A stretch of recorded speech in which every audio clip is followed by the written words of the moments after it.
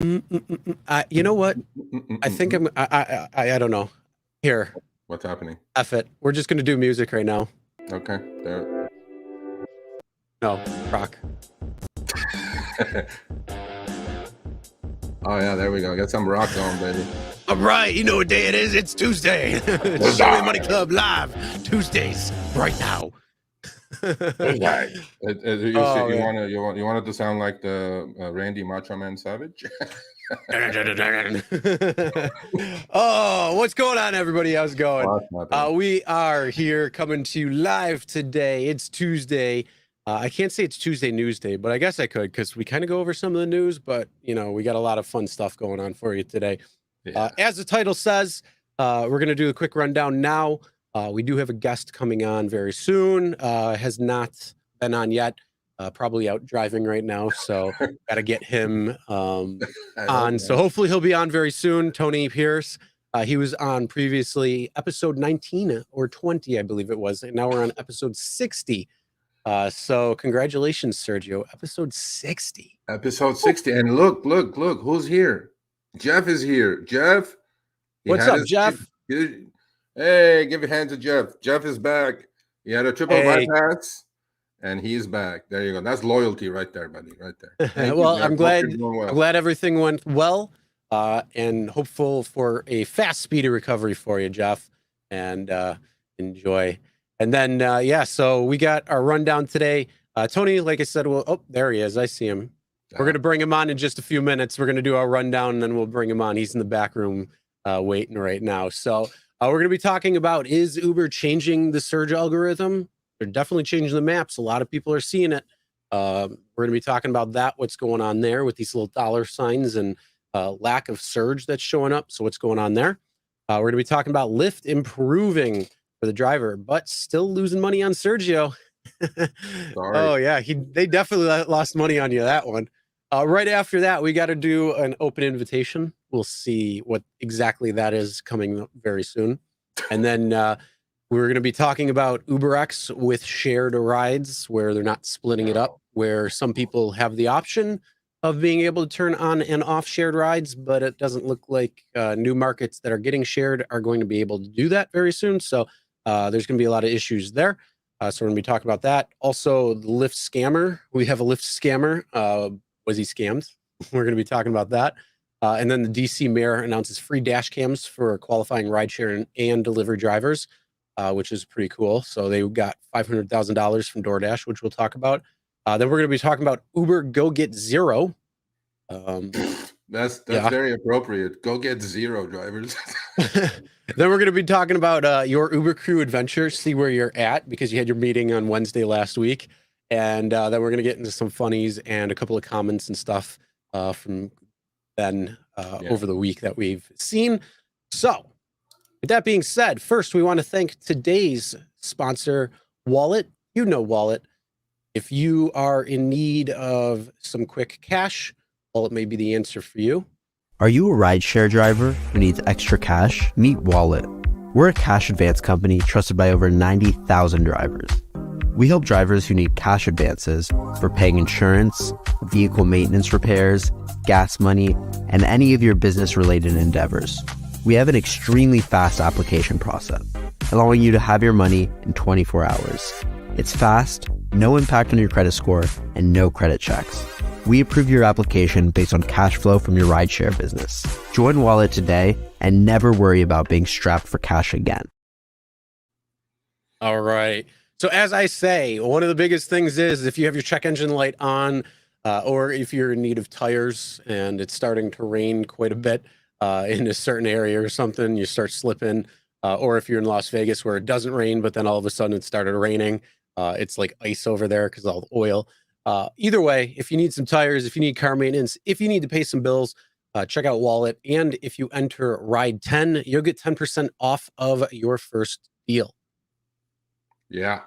So today I have my RSG shirt on. Now, fair warning, people. This is if you did not watch Show Me the Money until now, and you're new, or you're a veteran, or whatever.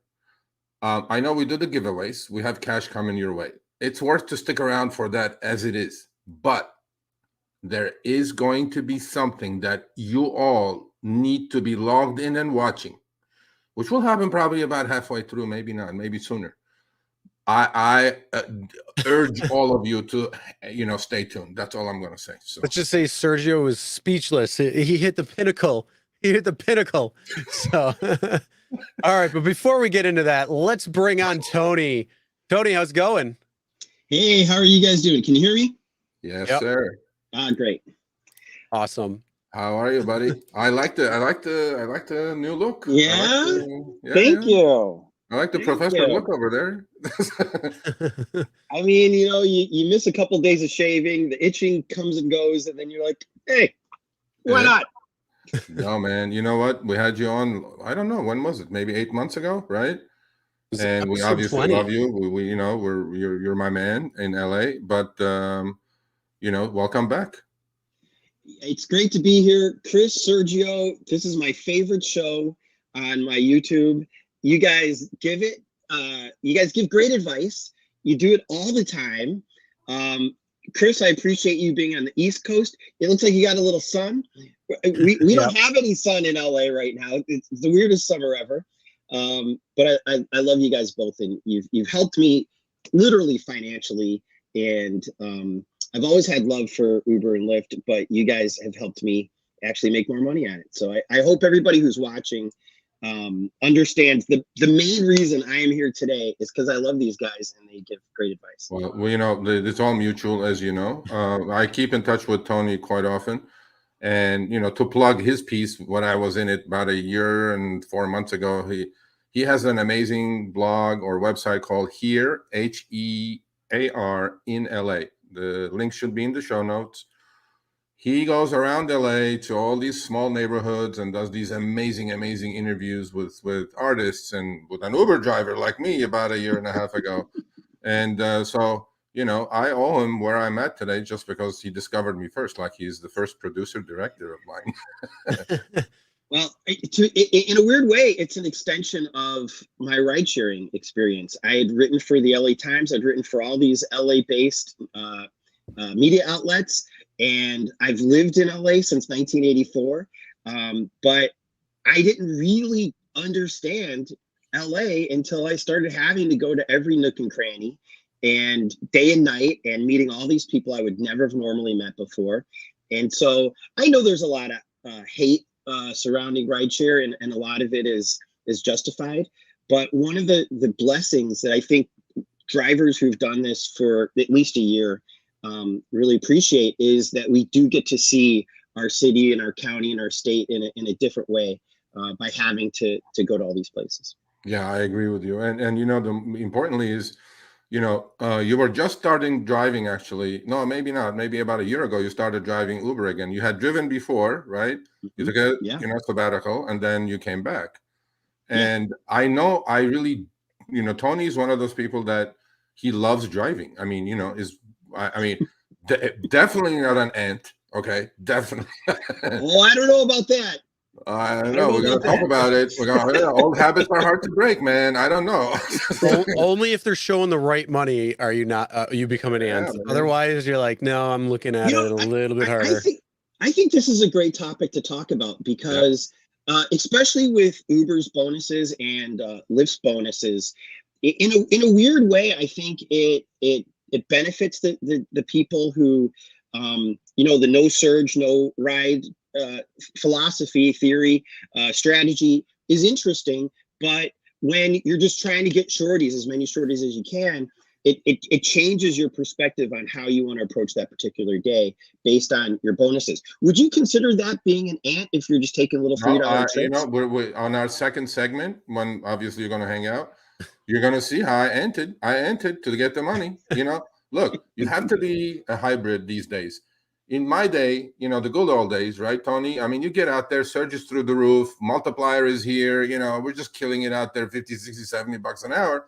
Look, things have changed. You cannot get those, you have no control over that stuff, right? We cannot get those days back. But sometimes now you have to ant. And if you don't ant, you're not going to get the money. So, we'll find out how much my anting helped me versus how much it helped Lyft.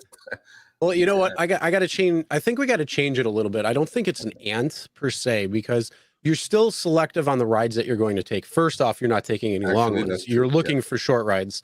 But when it comes down to it, you're going to accept some that might be that $3, $4, or $5 one that's, you know, kind of on the fence, where you'd be like, no, I'm not really going to take those unless there was some sort of bonus there. So I'm going to take this to like a sports analysis, because, you know, I think a lot of rideshare drivers that are ants are the ones who are standing there watching. They know what's going on. They know the rules of the game, sort of, but they're there more for the spectator. They're there more for the fun of it, or whatever they're there for. For the ones who are actually taking advantage of everything, they're the ones who are out on the field playing at the moment, because they're playing the game that's going to win them the money versus, you know, the other companies winning or not. And that's kind of exactly what happened with Sergio with what we're going to be talking about in a couple of minutes. But yeah, I think that's kind of more so what it would be versus not, because yeah, your entire stance of what you want to go out and achieve during that particular time frame is going to be much different than any other time if there's no bonus or anything like that. Yeah, I mean, you know, Tony, so let's talk a little bit about you know, you didn't drive for a while, right? You were doing your thing, and then, you know, it's like a addiction. I mean, I drove last week, you know, 20 hours. You know, I'm like, people go like, oh, you guys don't even drive. I'm like, hell yeah, I drive all the time. And then if not, I drive, I do food delivery. I like it. It relaxes me. It really does. So you came back at a time that major changes were happening, right? You know, from our time and distance version of the pay model, let's say, we went to something called upfront fares. Yes. So you had your battles with upfront fares on both platforms for about 8 months now, right? Yeah. So what do you think about the whole thing? Like, do you think we should keep it around? Do you think we should get rid of it? Do you think we should adjust it or amend it a little bit for all the time lost because the app doesn't adjust upward when the trip goes longer, because they say it's significantly longer or a lot longer, which is vague as it is. We don't even know what that means.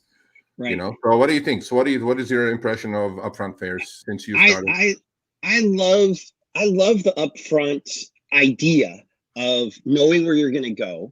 And I understood at the beginning why they didn't let us know where we were going to go. Everybody was afraid we would only go to the airport, or we only go away from the airport, whatever it was, whatever those theories were, turned out not to be true at all. When you have a big amount of drivers, there's going to be some people that want to go south and some who want to go north. So everything's going to work out. The riders are going to get the ride. The adjustments mid-ride, I have less of a problem with getting stiffed on getting stuck in a little bit of traffic and they only give me 50 cents or $1. The issue I have with upfront is, and I think I sent this to you, Sergio, the other day, was the multiple stops. So it's I think what I sent you was the beginning address was their house and the ending address was their house, and it said 44 minutes. And I mean, the price was also stupid. It should have been a lot higher. But sometimes it's multiple stops and it's actually a decent fare for what the time is. But you wanna know where those other stops are. And Uber knows, but they just won't tell you. And so that's the biggest issue. That issue, and also when a passenger adds a stop or adds a destination or changes the destination mid-trip. I don't think that that's fair for the driver without some sort of either penalty or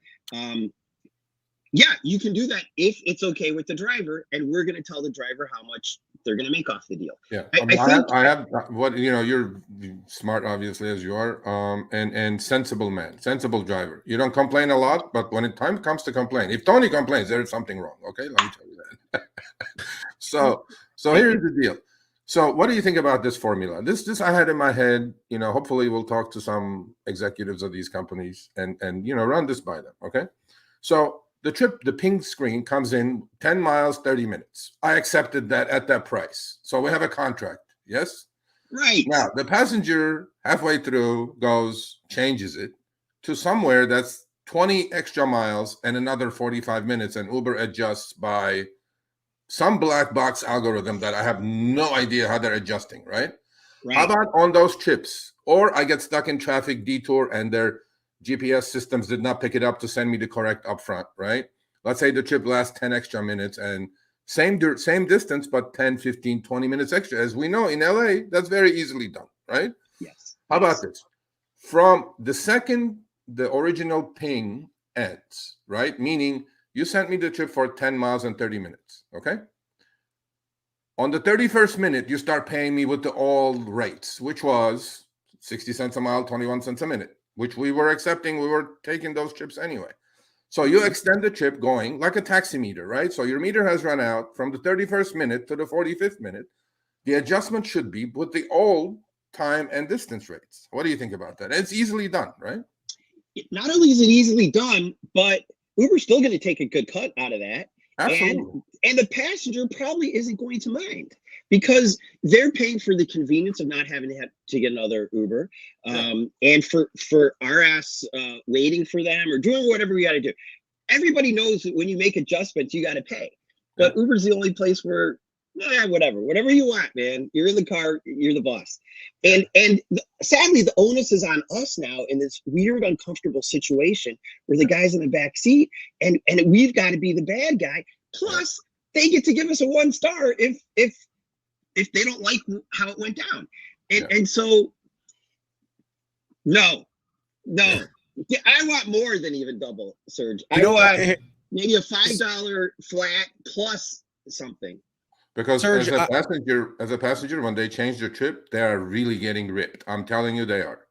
They are getting ripped like royally. Okay, and we're seeing maybe 10% max, 20% max of what they're paying on the back end. But that needs to get fixed. I agree with you, Serge. Though the one thing though, I got to take that away and say no. You know what we got to do? We need to see the upfront fare estimate. Exactly that, an estimate, but based off time and distance. Okay. And hey, if I'm going 10 miles, 30 minutes or whatever it is, and something happens on the way, maybe there's a detour, maybe there's extra traffic or whatever it might be, I want to know that I'm going to be compensated. Then on top of that, if there's surge, I want to know the surge is in addition to, not somehow maneuvered and manipulated into the base fare. I don't want all this extra crap, these things that are affecting the base fare itself, just to kind of condense it and coalesce it all together into one hump. No, I want it to be all flat out there, an estimate. And then that way I know if we go a little over, oh, okay, no problem. But that also gets rid of that whole rate rebalancing for long trips, for short trips, for all that crap. It just gets rid of it all again. And it just puts out all one flat foot. That's what it should be. That's where it is. Again, I like Seattle. Seattle's where it's at. And Washington State. I mean, they're doing it. They're showing the upfront information. They're getting paid well. And, you know, they know if they're going to be longer or if there's additional stops or whatever it is, they're going to be compensated fairly for that. I think that's only fair to bring it to everybody. Yeah, I agree. I agree with that. You know, they're having troubles, obviously, you know, with legislation all over the country. But so far, they beat the legislation in Colorado and they beat it in Minnesota. You know, it happens. You know, but we just got to keep fighting. So, you know, we're going to go into our topic list. Do you have anything else you want to talk about on your end, buddy? Now, somebody said, Chris, the link is not in the show notes. I think it's in there. Chris just put it. So here in LA, I'm telling you, people, you know, our attention span these days is down to 15-second TikTok videos. Okay. If you want some good content, go Tony's here in LA. I know some of you may not be from LA. Actually, better yet, you will discover LA without coming to LA because it's so in depth and it's so well done. And you know, here in LA, I go there all the time. I mean, I actually, by reading it, I'm discovering things that I didn't even know. So there you go. Same when I talked to you, Sergio, you taught me about where you live, your neighborhood, Granada Hills, which first of all, I thought it was really far away. And it turns out it's not even that far away, especially in the afternoon. It's like a suburb of the rest of America. It doesn't really even feel like LA unless you turn around and see the beautiful hills that are near you.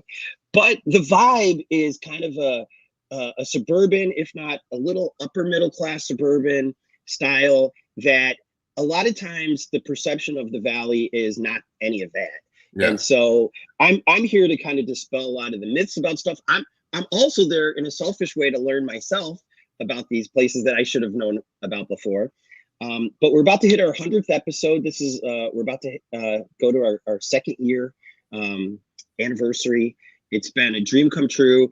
I've gone to 46 neighborhoods so far, and I want to hit all 300. It's going to take me 25 years to finish this. Holy crap.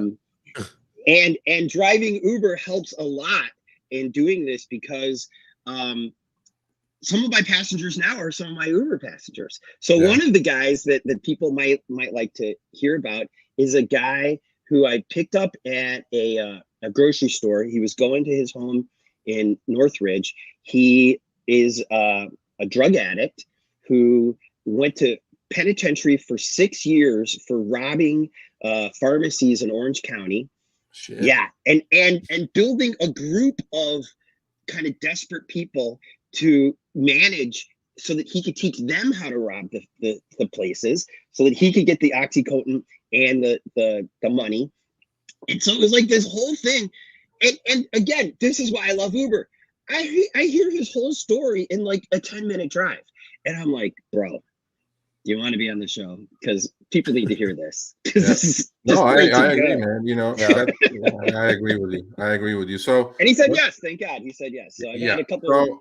So when you about 8 months ago, Tony, you know, something happened on our driver app that I noticed immediately overnight. I was like, "What the f is this?" So, Caro, Caro, I keep telling you to email me. You need to email me, bro. Sergio at RideShareGuy.com. I'm gonna take you to lunch, whatever you want. So you're in LA, I'm in LA. Let's go. In fact, we'll take Tony with us. There we go. So is Karen is she in the Valley? Yeah, I don't. Yeah, he's close by. He's North Hollywood somewhere. So we should just all go to Rafi's Kebab in Glendale. There you go. There you go. So you know, I'm sure you noticed that too, because I usually text you anyway. But so just to forewarn you, what kind of storm is about to hit the shit. So what happened is that this week, so you know, we've been running the show for, this is our 60th episode, by the way, Tony, consecutively without missing one. So. Really? Yeah, man. We're, you know, God bless, we're doing really well, building a great community. And so one of my huge advantages when we started doing this is thousands of drivers around the country have become my extra sets of eyes and ears. Okay. Mm-hmm. I get emails, hundreds a week with screenshots. So Serge, look what happened here. Serge.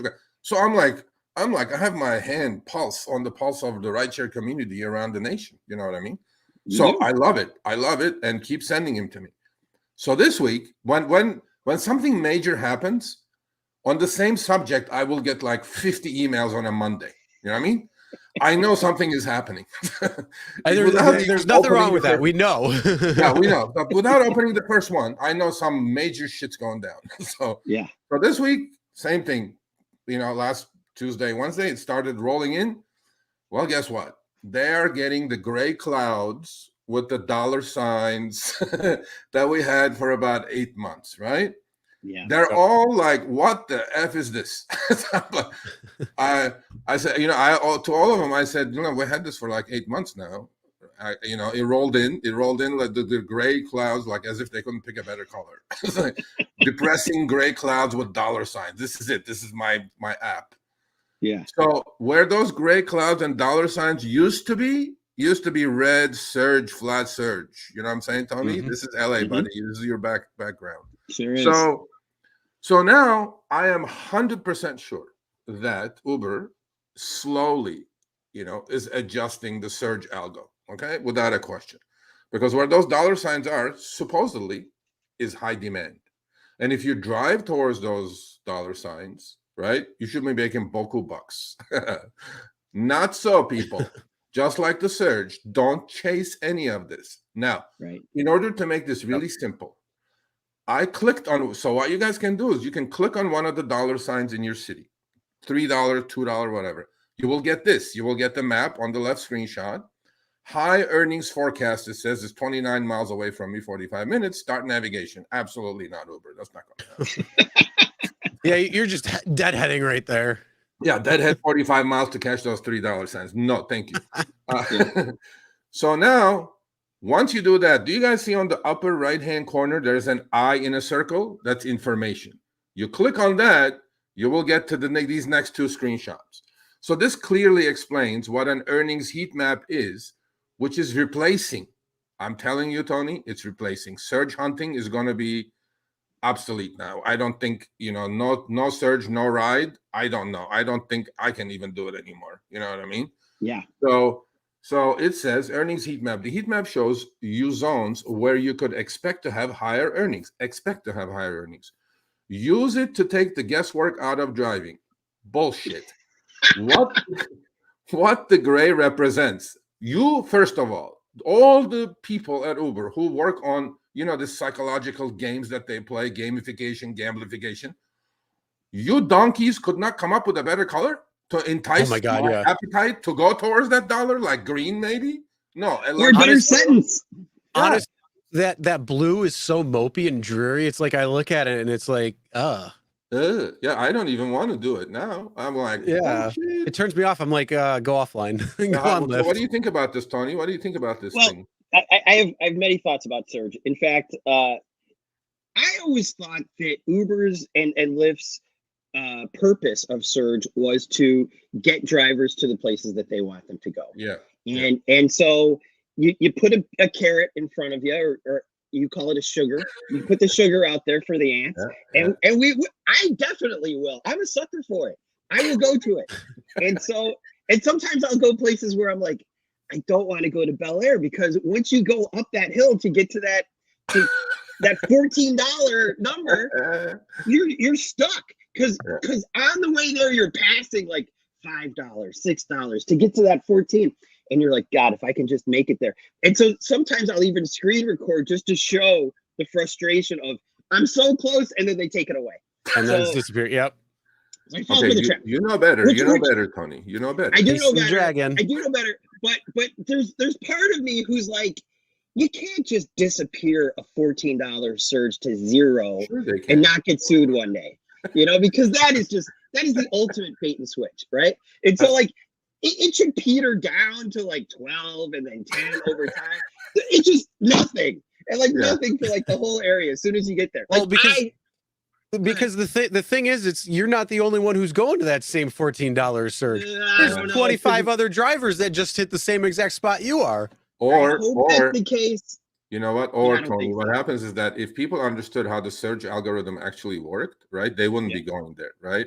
Because we will do a special episode one day about how the actual surge algorithm, because it literally starts, surge starts building when literally a passenger just turns the app on without even, ordering a trip, right?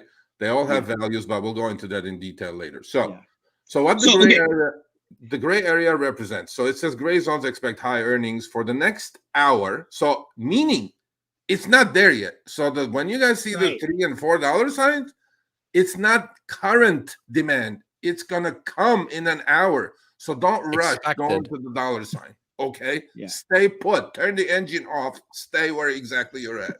Let the tornado come to you as opposed to you chase the tornado. Because you know what happens when you chase a tornado? Not too many good things happen when you chase a tornado.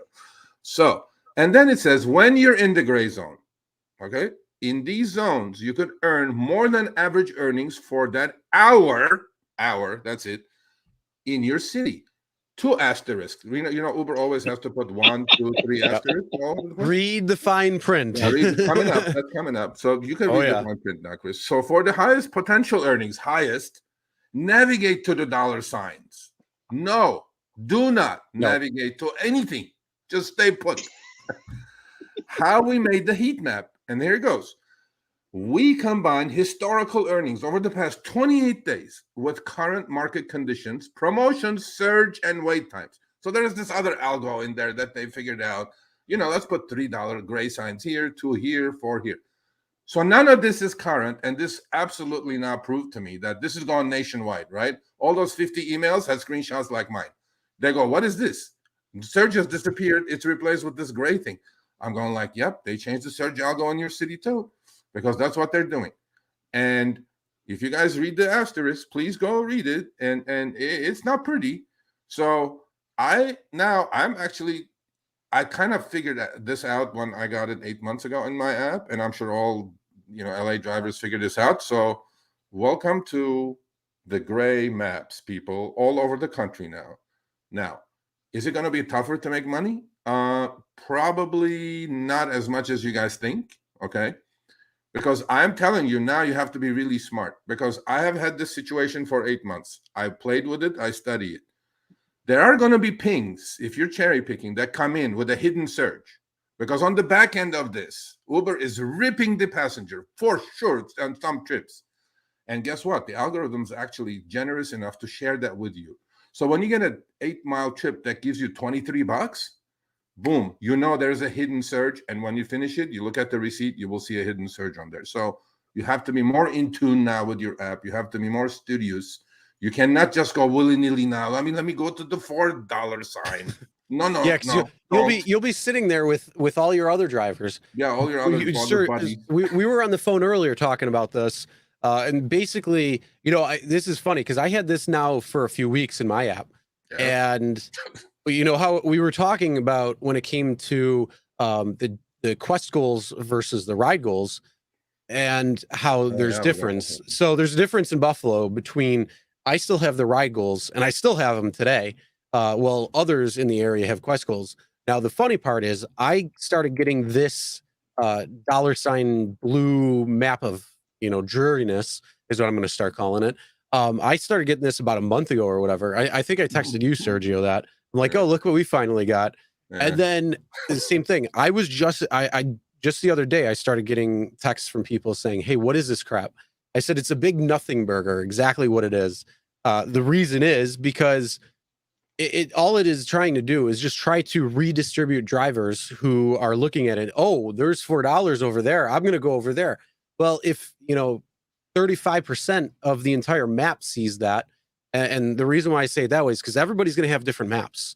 So that's the other thing. They're trying to redistribute drivers to be in the spots that they want them to be, which could affect surge and basically make it disappear. So when you're surge chasing, now you're chasing pretend money, essentially. I mean, you're not even guaranteed that because it says for the hour. And then if you read the extra details and all that, but that's the whole thing. It's like, they're going to show different maps to the same exact area. It's just depending on what group you're going to be grouped into, whether you're A, B, C, D, how many ever zones there are. And you just got to be careful with that. You got to know where the rides are coming in. This is why knowing your market is going to be the best thing for you. Even testing your market, that's something you should always be doing. You shouldn't just sit in the same exact spot saying, oh, I know exactly what's going on, because, somewhere downtown, another area, they could be hitting 2-3 times the amount that you're making in the same amount of time. So this is where you still got to test things. But when it comes to this map, when it comes to that, don't fall for it. Just don't. Yeah, don't fall for it. So Tony, do you still have the quest count, or do you have the dollar count or dollar quest? I have the quest number right now. I don't have the dollar yet. Dang. Is that bad? Please keep it as long as you can. Yeah. If you could keep that, same thing with me, Tony. I have the 30, 40, 50, 60, 70 rides. Yeah. And it's so much better than the other one. Yeah, 100%. We did like the numbers comparison is so much better. But the reason it may work for you is because I know you've changed your strategy and style a little bit. Yeah. Or more longish kind of trips. You may like the dollar quest goal. Yeah. Well, just like Chris was saying, I totally agree with you. You should always be experimenting. You should always be trying out new things. And Sergio, you teach us all the time too. Keep stats of what you're doing. Yeah. And so for a while I was doing little shorties over at USC, and I was kind of surprised at how much the shorties can add up to good trips, and then I was like, well, hell, I'm at the airport and they're offering me $50 to go across town, and it's gonna be a little over an hour. But can I really make $50 off of shorties in an hour? Probably not. So let me give it a try. But again, another reason I love you, Sergio, is that's not the full pie. That's not the full picture. You got to figure out gas. You got to figure out where you're ending up. And I was ending up in places that were not paying me at all, including San Diego, a place that was not going to pay me, a place that I didn't know. And somehow I had to work my way back up. But because of upfront pricing, I was under the impression that I could take rides going back home a lot easier than with the destination filter. And so I'm constantly experimenting. But I will tell you this about the number for Quest. Last week was the first week that I wasn't able to hit that number. And did you pick a high number? I always pick 80. I always swing for the fences, and usually I hit it. And they punish me for that. Instead of giving me 220, they'll be like, the next week they'll drop it by like $10, $15, and like they keep dropping it until you fail. And then meanwhile, Lyft will give me a really good bonus. So maybe I'll drive for Lyft for. Well, the best thing you have done, Tony, which I know you have, is multi-apping and driving between the two, right? Because you are strictly like an Uber lover. No, I'm not a lover, but Uber driver, right? Like most of us are. I mean, most of us are Uber drivers. I mean, and then, but you switched and not switched, but you balanced yourself a little bit more to give you more opportunity, right? And this is another thing that you preach beautifully here. And everybody who's stuck on one or the other, and anytime I take a ride as a passenger, I always quiz the drivers and ask them all this stuff. Yeah. Most of them, unless they're total ants, are only doing one or the other. And I say you got to at least peak, because every now and then Lyft might say, you want $200 for driving 30 rides? Yeah. And thank God you look at, early enough in the quest so that you don't have just one day to try to hit those 30 rides. So, yeah, absolutely. I mean, but show me the money, man. Whoever shows you the money, you go that way.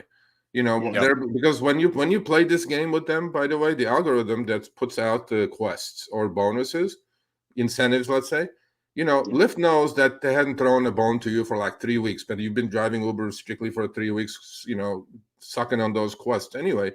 And then Lyft will throw you, and then that'll be the week that Uber doesn't give you anything because they figured, okay, this ant is driving anyway. I don't have to give him, and then you go buy Uber, and then you go back, and Uber goes, damn, what happened to this guy? We lost this guy, so let's get him back. That's right. You just got to play this game between the two of them, this miss me.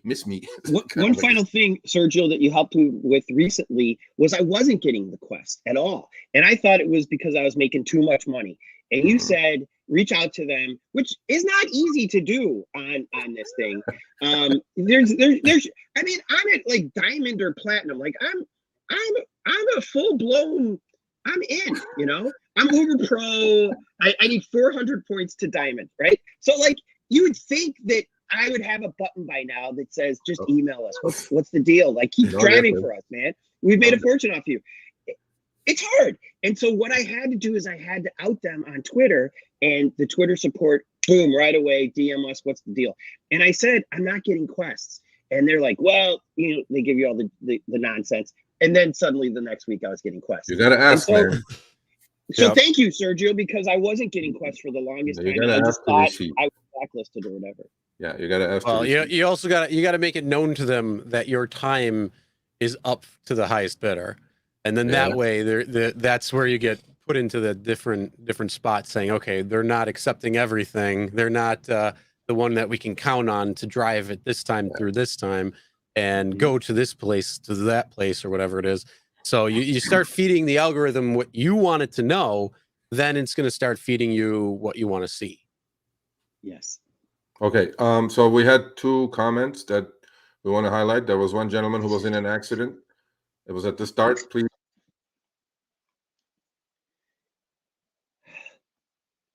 I don't hear you, Sergio. Sergio. Me neither.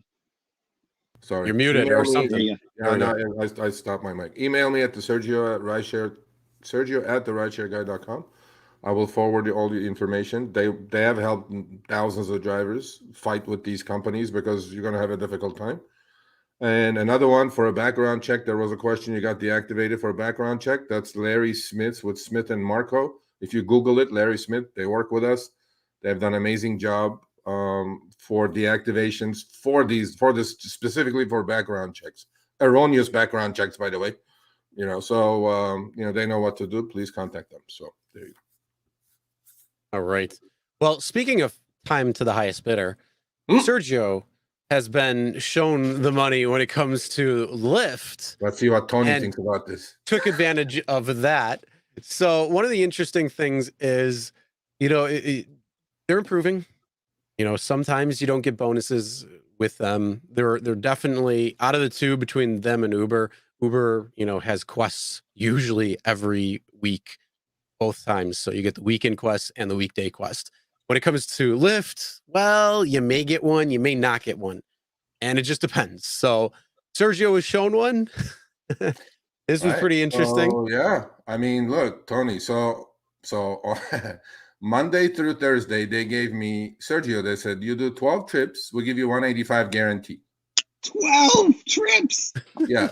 So it's a guarantee, though. I have to do the 12 trips. So it's not a bonus, it's a guarantee. Yeah. What do you think the Sergio did with those 12 trips? They were all shorties.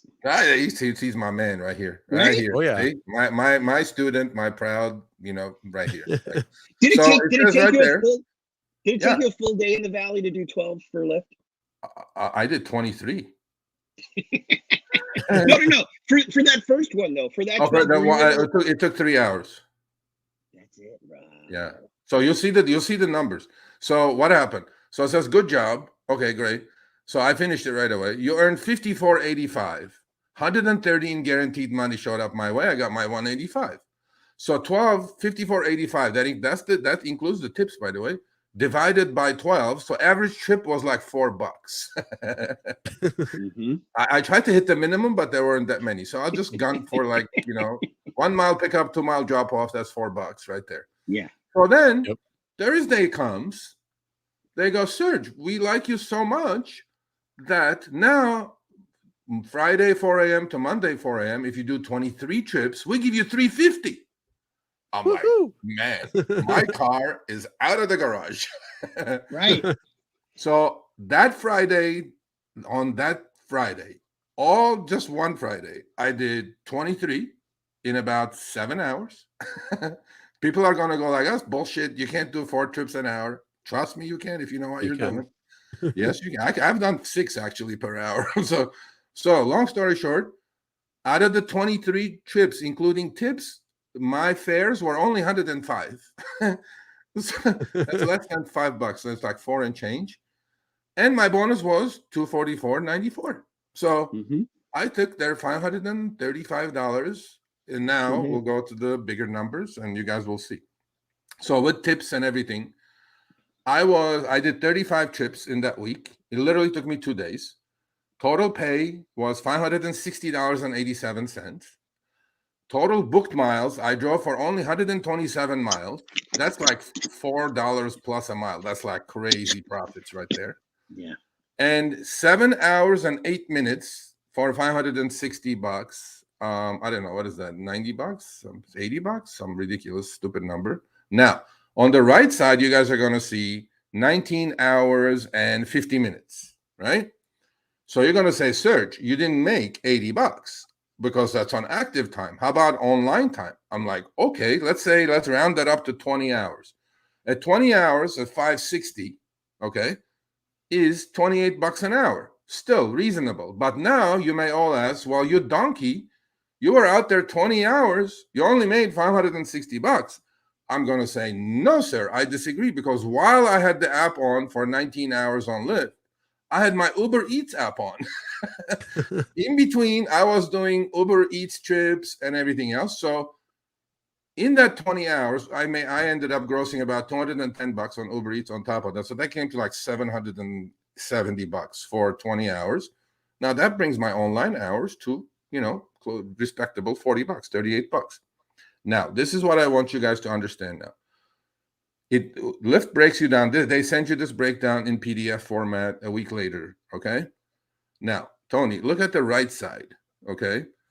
So clearly it says ride payments. Ride payments means tips, everything that the rider paid for these trips. It was $333.38. Do you guys see on the next one where it says negative $450 some or whatever it says? It's too small, I can't read. But So Lyft lost $450 something. Now, everybody is going to say, Serge, you're full of S. They don't lose money. They're making 50%, 60%, 70%. That's the biggest complaint in the driver community, that they are making too much money. Well, in my case, they didn't. They lost $450 on me that week with those guarantees. However, I'm about to bust them on something. There's always something to bust them with. So on the right side, Tony, do you see where it says California driver benefits, $1.91? That's Prop 22 that passengers paid that I did not receive, obviously, because I was way above the minimum. Mm-hmm. So some couple of drivers had donations of 12 cents. Great. Now, here's what I'm going to bust them. This is how they're making themselves look like they're losing a lot of money, which they are not. On the next one, it says third-party fees and taxes. Third-party fees are airport trips. Most of the time, LAX is $4 in LA, Burbank is $3. Okay. Well, I only did like $4 trips. So obviously I did not go to any airport or anywhere near an airport. Okay.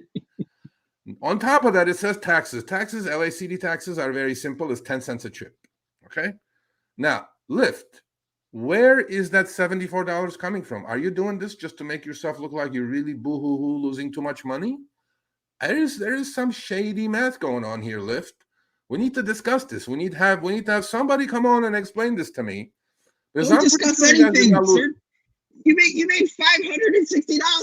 Let them do whatever they're gonna do. No, I get it. But I'm no, like, because think of it this way: if those bonuses weren't there, his take would have been much less, and that platform expense would have been positive. Absolutely. Well, it wouldn't be positive. It still wouldn't be positive, Chris, because if the passenger, my thought, you know what my thought was, Chris? Remember, in fact, on our show, I said that probably lost like $200 on me this week, right? And I was pretty close. That $333 is what the passengers paid. $560, that's about a couple $100, 200 or so. So $455 is glorified. They did not lose $455. I am 100% sure. Okay. So they're like finagling some numbers here to make them look like, oh, we're just losing so much money. So why drivers are upset that we're getting 50% of the trip, blah, blah, blah, blah, blah. So no, I'm not complaining, Tony. I made $760 in 2 days of work, and I was happy about it. It's just a funny math. Yeah, funny math, right? And big picture for Lyft was the smartest driver in LA didn't drive for Uber for 2 days. Is that worth an extra $300 out of Lyft's pocket? Yes, because I feel the same way. When I'm Lyft's on their bonus, they get me. They get me all day, and I'm not as good as you, so it does take me a couple more days to hit those bonuses that they've got. And so, but I'm not picking up Uber at all unless it's just totally dead on Lyft, and I just want to get out of there somewhere. Yeah, I did pick up Uber, but it was Uber Eats. So I literally, both apps were on that whole 19 hours. I was out there. I didn't care if I made extra money on Uber Eats because the money on Lyft was good anyway. But a couple $210 is extra, is good money. And awesome. Mr. Risher, I never had food and passenger in the car at the same time. Ever. Never. No dirty yapping this time. No dirty yapping. No, no dirty yapping. Now, I got pings while I was doing delivery from Lyft. And a couple I probably would have done because they were shorties. But I go, you know what? Nope. I'm just going to decline. Let's not mess with it. Let's everybody do their thing. And otherwise you might be that the next news article says, my driver kept me hostage while they were delivering their food. I have to deliver this package. Chris, are you getting these kind of offers on the East Coast too from Lyft? From Lyft, no. I really don't get anything from Lyft. From Uber, I get actually some pretty good bonuses. Like, so is this a West Coast thing that Lyft is like really trying to be aggressive in competing against Uber for drivers? Lyft has been showing the money more often. I honestly, they're kind of, all up in the air. Like sometimes you'll get bonuses, sometimes you won't. Sometimes you will, sometimes you won't. It just depends. I was getting great bonuses on Lyft, probably 2-3 months ago, Sergio. I was getting ridiculous bonuses. Yeah. So I was like jealous, bro. Yeah, like these were like 40 rides, $450 bonus. Oh my god! So like bonus, not guaranteed. There was no guarantees there. These were bonuses. On top, on top of your earnings. Yeah. So this was going like January, February, March time frame. And then after that, it just pretty much stopped. So it's like, oh, okay then.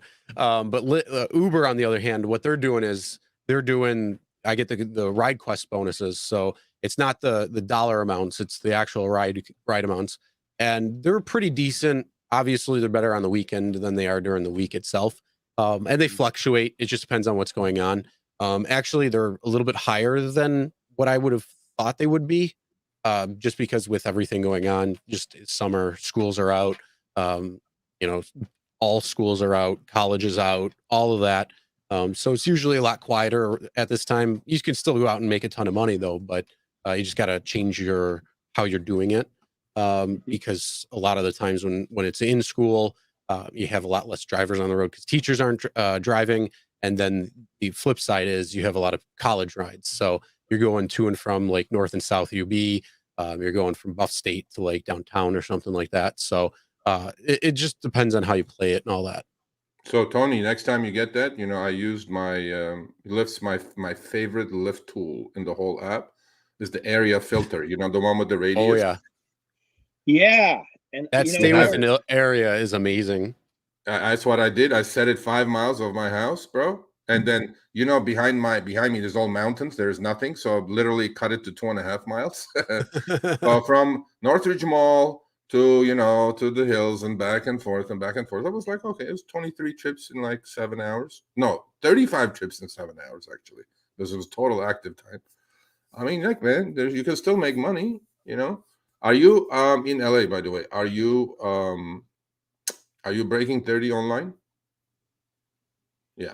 $30 an hour or 30 hours of no, $30 an hour online. You're close. Certain weeks, yeah. But I've also had some issues with my car, which is in the shop right now. It's hopefully I had the check engine light that you were advertising, right. And you put tape on it for a little while. I get so paranoid. I mean, because I had a rapper, like an up and coming scary rapper in my back seat in the middle of the night, and my car just stopped. And so I don't play games with engine lights anymore because Murphy's Law, it's gonna be the worst person you want, and your car falls apart. And so I'm like, hey, I'm in this right now. I'm full rideshare right now. Let's just take care of it. Let's pay the money. Don't be a cheapskate, because I'm normally a cheapskate about things. And so I would say yes, Sergio, that for spring, I bet you for spring, I'm averaging about that because I feel like I've gotten lucky about a lot of things, and there's been good bonuses. And I've been experimenting with LAX a lot more than normal. Also the colleges have been good to me. Both USC and UCLA have been pretty good. And so but even those have their quicksand areas where I now know better than to accept rides over by the Target at USC or on top of the hill at UCLA. And I think that takes a little bit of experience. And but once you've got that, then you can do 4 rides or 5 rides in an hour easily, because you're not in every city, but if you know what you're doing, you're gonna easily crack 5-6 trips an hour. And and people go, no, you're full of S or whatever. But now I can unequivocally say that you're a top 1% driver in LA, because averaging 30 online and probably 40 active is like amazing numbers for the times that we're in, with upfront shenanigans, all this gray clouds, and all the lower incentives, and all the extra bells, the extra whistles, the trip radars, bullshit that they pull in. So. I like Trip Radar. Am I the only guy that likes Trip Radar? Yes. Yes. I probably am. Okay. That was definitive. This is why I like it. My technique in the spring so far has been the minimum amount of minutes to get to the passenger. Okay. Because if it takes me 5 minutes and then the guy makes me wait another 5 minutes, even if the rate is high, I've lost the rate. Because I've just killed all this time. And so if Trip Radar says there's a dude a minute away from you, and it might not be the ride that you really truly want, I'm like, screw it. It's going to be over in 10 minutes anyways. No, don't get me wrong. Look, don't get me wrong. Trip radar has its places, okay? If you're at LAX, let's say, they show you a trip radar going somewhere towards your house. Okay, you take it, whatever. But you know what we call trip radar, Tony, here? Is where trips go to die. That's what we call it here. Because that's where they belong. The trash that 50 other drivers declined. And I go like, don't play the whack-a-mole, bro. Let's just don't do it. but that's why I'm an ant. Is that a lot of times hey, you know what? Here's the real thing. That works when you're trying to position yourself. So if it comes up that way, then it works. And yeah, you can argue, hey, I'd rather go out and make money than sit around. But the thing is, we always say wait until you get to the right ride. The patience out of the 3 Ps. Yes. The thing is, though, you don't want to wait for that unicorn ride, because that unicorn ride isn't going to be there. You need that Jack Stallion right there. You don't want the little donkey, the little ass ride that's coming in right now. You want the stallion. I mean, if you want to wait for the unicorn, that's where you're going a little too far there, and you got to wait. Yeah. But I mean, if it makes sense to where you're going to reposition yourself into a different spot, then yeah, it definitely makes sense to do something like that, and it can definitely help because usually those ones, they don't go right to trip radar. Usually they've been tossed around a couple of times, and that person is waiting for somebody to finally be paired with them, and they're probably hopefully ready at that point. Yeah, I mean, trip radar, is okay. Yeah, I mean, I just, once in a moon there'll be a good one in there, 1 out of 100 maybe or something like that. So. I just wish the trip radar honored the surge that we're in, because a lot of times I'll have this beautiful surge going, and the trip radar totally ignores what's going on with the surge. Yeah, well, we've been talking about mystery surge that is covering the country now, because they're not even going to show you pretty soon, Tony. They're not even going to show you the dollar amount. It's just going to be a flash sign. They're going to go, oh yeah, there's surge here now, and that's what a lot of the country is going through. We call it the mystery surge virus. It's spreading throughout the country, and the gray clouds are spreading throughout the country now, right? So now they have it. It's pretty, because initially we said it was a glitch. I'm like, nope. There's no glitch. Nope, by design. And you know what? Honestly, it's making, how they have the gaming and gamification that we always talked about. With this, it's like the depressing side of it. So it's like, this is like after you've been gambling for like so many hours, you don't even realize it. Let's say you go to Vegas and you're sitting in one of the casinos, you're gambling, you're up, you're doing good. Then all of a sudden the house just takes everything of yours. And by this time it's already 8 o'clock in the morning. The sun's starting to come through and you're just like, oh shit, what the fuck am going on? And you're just, your head's spinning. That's the feeling I really get looking at the Uber app right now recently. Mm-hmm. But doesn't this go against the transparency that they tried to pretend that they had during Prop 22? But it's also, to me, it's just like they're expending so much energy at headquarters to make these stupid maps, to make these stupid texts. Sergio, you've said this before a million times. Just tell us the damn price. Tell us what it is. There's enough dummies out there that are going to take the bad rides that are going to make Uber profitable. And meanwhile, there's a very small percentage of us who are really cherry picking in a smart way that might lose these companies money a little tiny bit. But it's like they're spending so much energy just trying to screw us over. And again, yes, you're right. It's a billion ride, so a nickel does matter to them. But also, me driving an extra couple hours matters too. You driving 2 days in a row for Lyft matters too. And so, I think that they're trying to be smart on the dumbest things, and they're being dumb on the easiest things. Just tell us where the friggin' surge is. A lot of us will go there. It takes 20 minutes to get there. We will go there. We will follow the sugar, and then the ride, whatever, wants to go into wherever. I'm not going to take it, so I lose the surge. And so, like, the game is already there for these guys, and I think that they're shooting themselves in the foot, and they're making these drivers frustrated. You just reminded me of something. So when we're done, with this, I'm going. You text me, say, Serge, you're going to tell me something, because I just, there is a way to keep your sticky surge and keep traveling with it. So even if you decline, so I like that. Yeah. And so, yeah, you talk about the surge, look, to me, this is such an easy thing. Picking up point A, dropping off point B. Why do we need all this shit? Right? Right. And then it seems like, it's so obvious now that they make it so obvious that, this gamification and gamification they have going, it's just so obvious now that, bro, this is easy. I pick up the food, I drop off the food. I pick up the person, I drop off the person. Why do we need all this psychological mumbo jumbo? Most of the people are going to pick up the trips anyway. So, and just to say something you said, wasn't that to produce more transparency?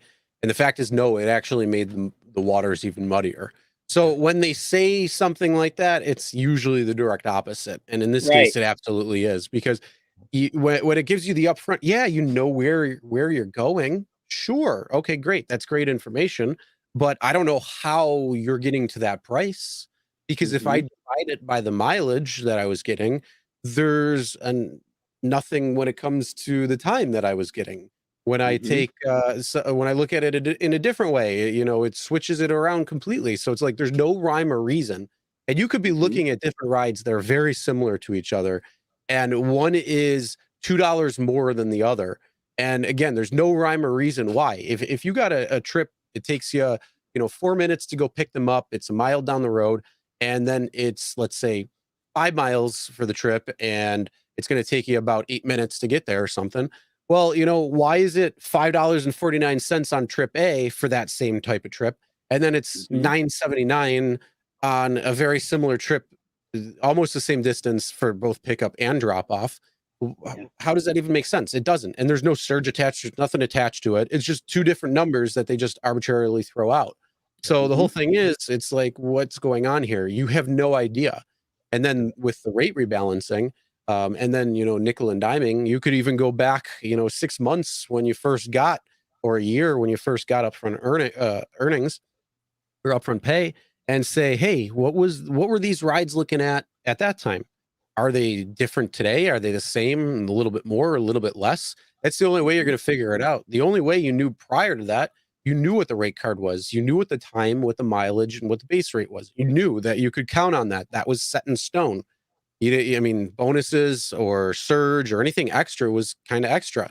Now it's all built in. We've seen where a surge looks like it lowers the base pay and the whole thing. So it's bought into it. So when it says it's plus $12, but you're getting paid $8.53, well, there's some issue there. So what's going on? No, it should be $8.53 plus $12. That's the whole point of surge. Extra. Not to be bundled in together and packaged and say, here you go. Now we gave you the drop off. Is that good enough for you? No, it's not. I want to know how I'm getting paid. And I want to be paid the same across the board. I don't want to be playing this game back and forth where, here I'm getting paid 72 cents a mile.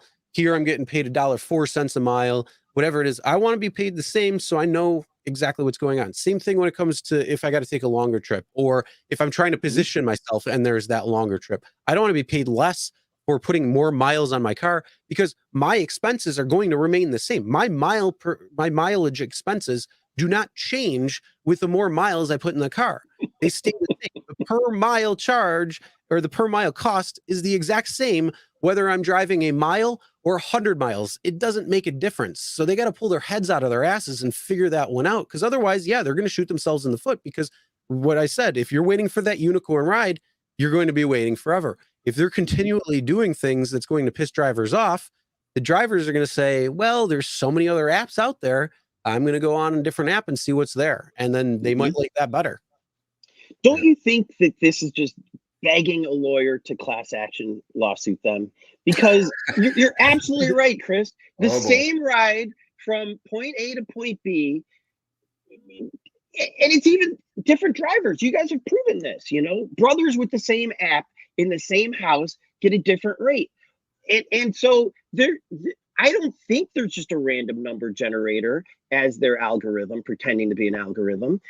There's some quote unquote logic behind it. And if I was a class action lawyer, I would ask them in court to show me, why does this ride to the airport costs $15 for Chris, but it's $20 for Sergio, and for Tony it's $8. Like, what is the problem here? Yeah. And also, why are you spending all this money to screw people? And but honestly, don't you think that there is a class action suit in the mix, waiting for this? Because it seems like discrimination of some sort. Well, I definitely see that happening. I definitely see that happening. But on the flip side, I'm still waiting for the FTC. You know, we had the FTC calling for an investigation months ago at this point. What's turned up from that? Yeah, well, that's the government agency versus a private lawyer. See, you know, about a month ago in your favorite paper, LA Times, Brian Merchant did an article, right, on algorithmic wage discrimination, right? Yes. And, you know, we were literally 3/4 of the article with our videos and proof and tests that we have done. So if there's a lawyer like that out there, you know, it's okay. We can talk to you. it's free money for these lawyers. I mean, because we're talking billions of dollars, right? Yeah. And Uber does not want to show their algorithm or explain anything, so they're just going to settle. And great, because they've been robbing. I would rather them take it to court, because then you get discovery. Yeah. Then you see what it's all about. They have to disclose that. Yeah. You do. Well, and you're absolutely right about these surges not actually being bonuses. No, it's not. Surge has completely lost its meaning for me now. Because what happens is that, you know, I keep my high sticky, right? And which I'm going to tell you after the show. And then I'll get the trip, right? So when there's a high sticky, the algorithm, what it does is it lowers the fare to like 10, 20 cents a mile, some ridiculous number. Because now it's all bundled in. It's all like, whoop, it's all in there. I'm like, no, Surge was my candy. You know, I knew where it was going to be. I hunted the damn thing. It was in addition to, and that's why I was a Surge hunter. Now you make it simple for everyone. I'm like, no, I don't like it. But then, you know, I can say I don't like it from here to the kingdom. And priority is the same way. Priority is exactly the same way. That 350 should be on top of. And the only time that it ever shows up on top of is for a shorty. You know, but if it's to the airport, it's absorbed. I'm paying for the priority. Well, they're gonna bundle everything in pretty soon. You know, even the quests are gonna be bundled in. Everything is gonna be bundled in. And you know, we interviewed the CEOs, and they both said the same thing. You know, let's just make it simpler. They always go simpler to understand, predictable earnings. I'm like, how the F is this predictable?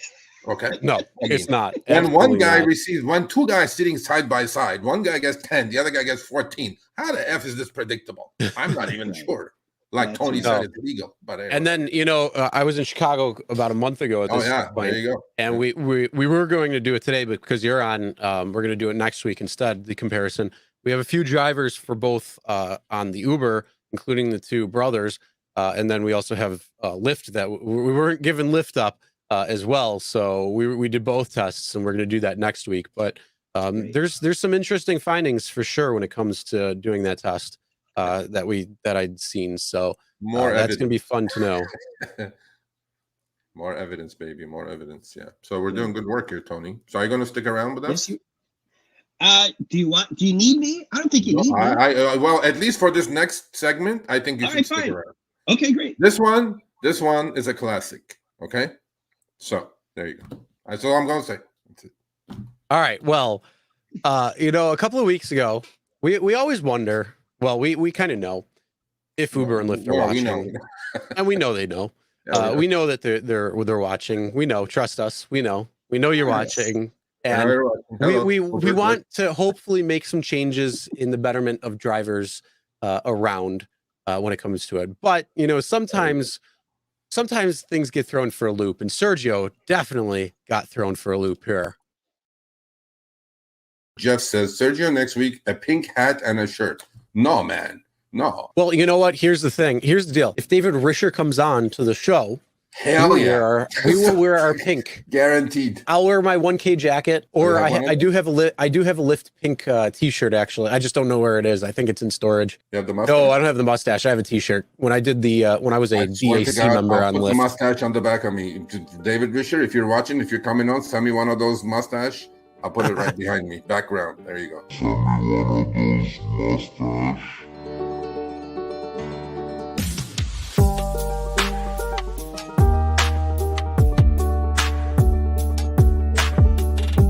Mr. Richard, thank you so much for the swag bag. Much appreciated.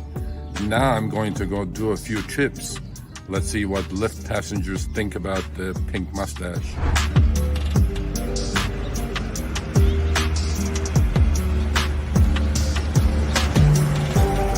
Let's go, Mr. Richard. See you soon. Look what I have to go through to get you on Show Me the Money Club for an insightful conversation. Open invitation.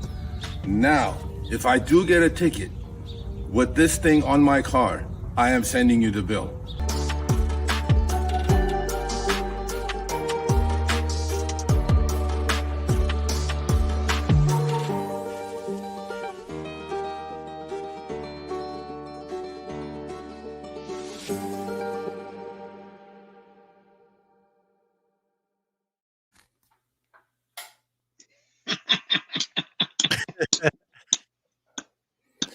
All right, there we go. I look like a pink Viking now. All right, so we okay. Look, we may lose the whole chat, Chris, or we may get like another 500 joining us. So so this is the deal, okay? So we all have played our share of Texas Hold'em, right? No limit Hold'em poker, right? We all have. Some of us have, some of us don't, but we have. So when we said that, obviously, Mr. Richard or somebody was watching, because last Friday, I get this package. Now, Tony, we had done this Prop 22 article, right? That would cost these companies hundreds of millions of dollars. So when I get a package now at home, I always go like, is it ticking? Is it ticking? Like, you got to give it a little extra shake beforehand. Poke it with the stick. So my wife brings it in. I go, what is this? There was it was no lift on it. There was nothing on it. It was just a random box from ODP or something, whatever. I'm like, okay. So I rip it up and I see it. Then when I saw it, I just died. There was a very nice letter. It says, Sergio, a little gift from Mr. Richard to you. We hear you want to go old style. So this is what I'm equating it to, Tony. Let me see if I'm right here. So what we did, Chris and I, so Chris has to, by the way, go to storage now and get his pink shirt out because that's the deal. So no. The deal is if he comes on. That's what I'm saying. If he comes on, Mr. Richard, I know you're watching this. If you come on, Show Me the Money Club, open invitation, right? I said, I'm going to, put this thing on the back of me. Well, there it is, right? So this was like, the first snippet was almost like him calling our bluff, saying, I call you and I raise you. Okay, right? I'm like, hey, fair game, no problem. And then, we did the video. We're going to put it out in the, on Twitter land, Mr. Richard, tagging you on Lyft. And here it is on the back of me, just like I promised. Now the ball's up. Now we're all in. This is it. We're all in. There is no ifs and buts. There it is. There. There's a beautiful mustache. We're all in. Now, after going all in, you can do two things.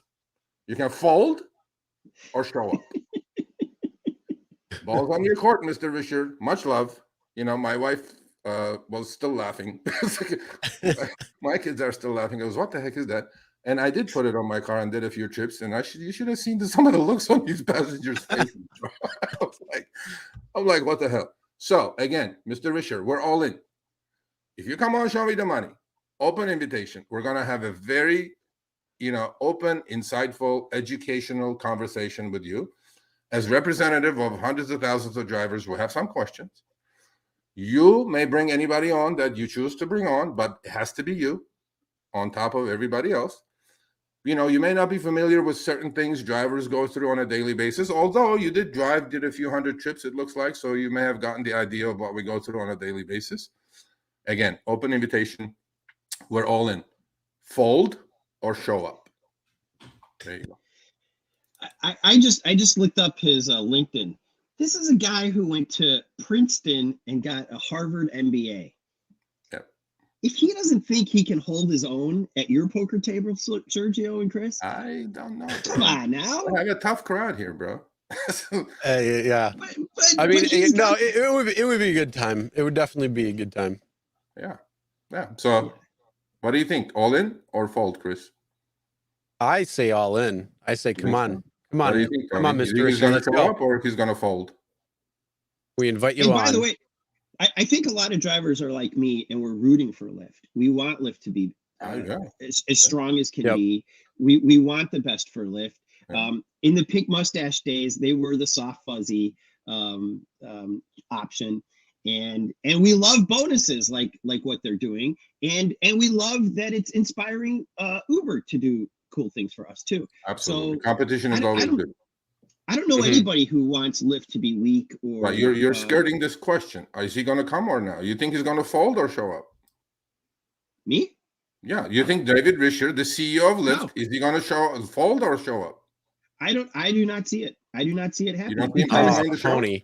Come on, Tony. No, I don't think he will, because I think that these guys are nervous that, unlike the typical press, you guys actually know the right questions to ask. You guys do know the weak spots, and it's right for you to ask those questions. I'm actually hopeful. I think look, this is obviously a joke and whatever not, but him watching and listening, obviously we know they are, Tony, but all this could be taken as a parody or could be taken very seriously, right?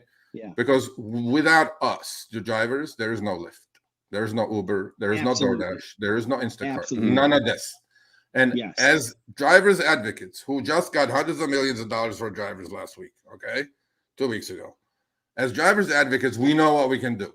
Now, if he comes on, it will be civil, cordial, pertinent questions. If you can answer. Don't dance, because we don't take this is the no BS zone. So Tony says he's not gonna. I'm hoping that he is, and Chris goes yes, no. How about the chat? I'm hopeful. I'm thinking he's gonna. Okay, let's do this for how a couple hundred whatever people there are in the chat. 1 yes, 2 no. Let's just see what you guys say. 1 or 2. 1 yes, 2 no. It would also be great. It would also be great for him to be on a platform like this, talking to you guys. And no disrespect to everybody else, but most other people either play softball with CEOs, or they just don't know what to ask, and they ask the BS general questions. And you're going to get specific on a couple things, I bet. Okay, so we got a bunch of ones. Wow, bunch of ones, a few twos. Okay, Salim the hater says 2. God bless it. Okay, all right. All right, we're getting more 2s now. All right, let's go. Keep it going. 1 yes, 2 no.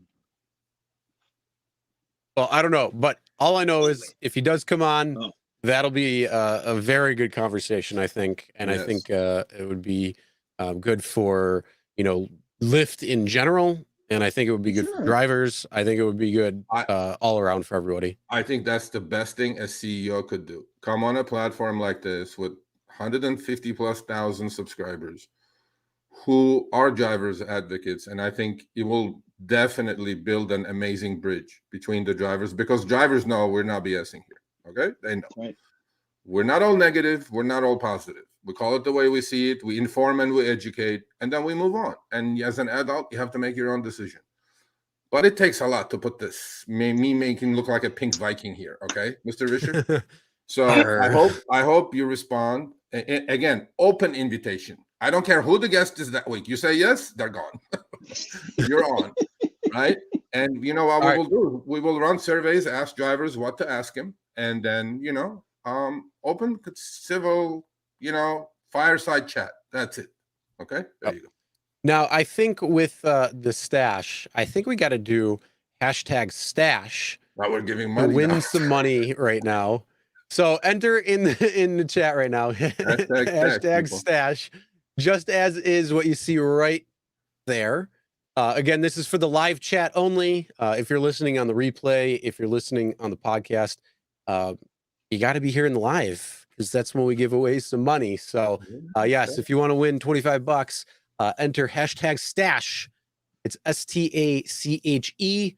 Wafi, you got to add the E on there. Make sure you put that. Change a whole bunch of stuff on there. What if? Yeah, so enter stash. What we're going to do is we're going to get into our next topic right now. And then we'll do our drawing, but stick around because we're going to have another drawing after that. So make sure you get in. Again, that's hashtag stash, STACH. It's right on the screen, people. You cannot misspell it. Come on now. It's right on the screen. Yeah. Now, one of the things that we've been talking about, Uber's backsliding like crazy. We talked about how Lyft has been improving their app. But the thing is, here's the thing. There's this lopsided thing. So right now, Lyft is like much higher. Lyft is starting to become that big tree again. So he definitely picked up that tree, and I think he put it in front of the Uber tree when it comes to the sunshine, because Lyft app has definitely gotten a lot better. I think anybody driving Lyft can completely agree with that, with the changes that are coming for the most part.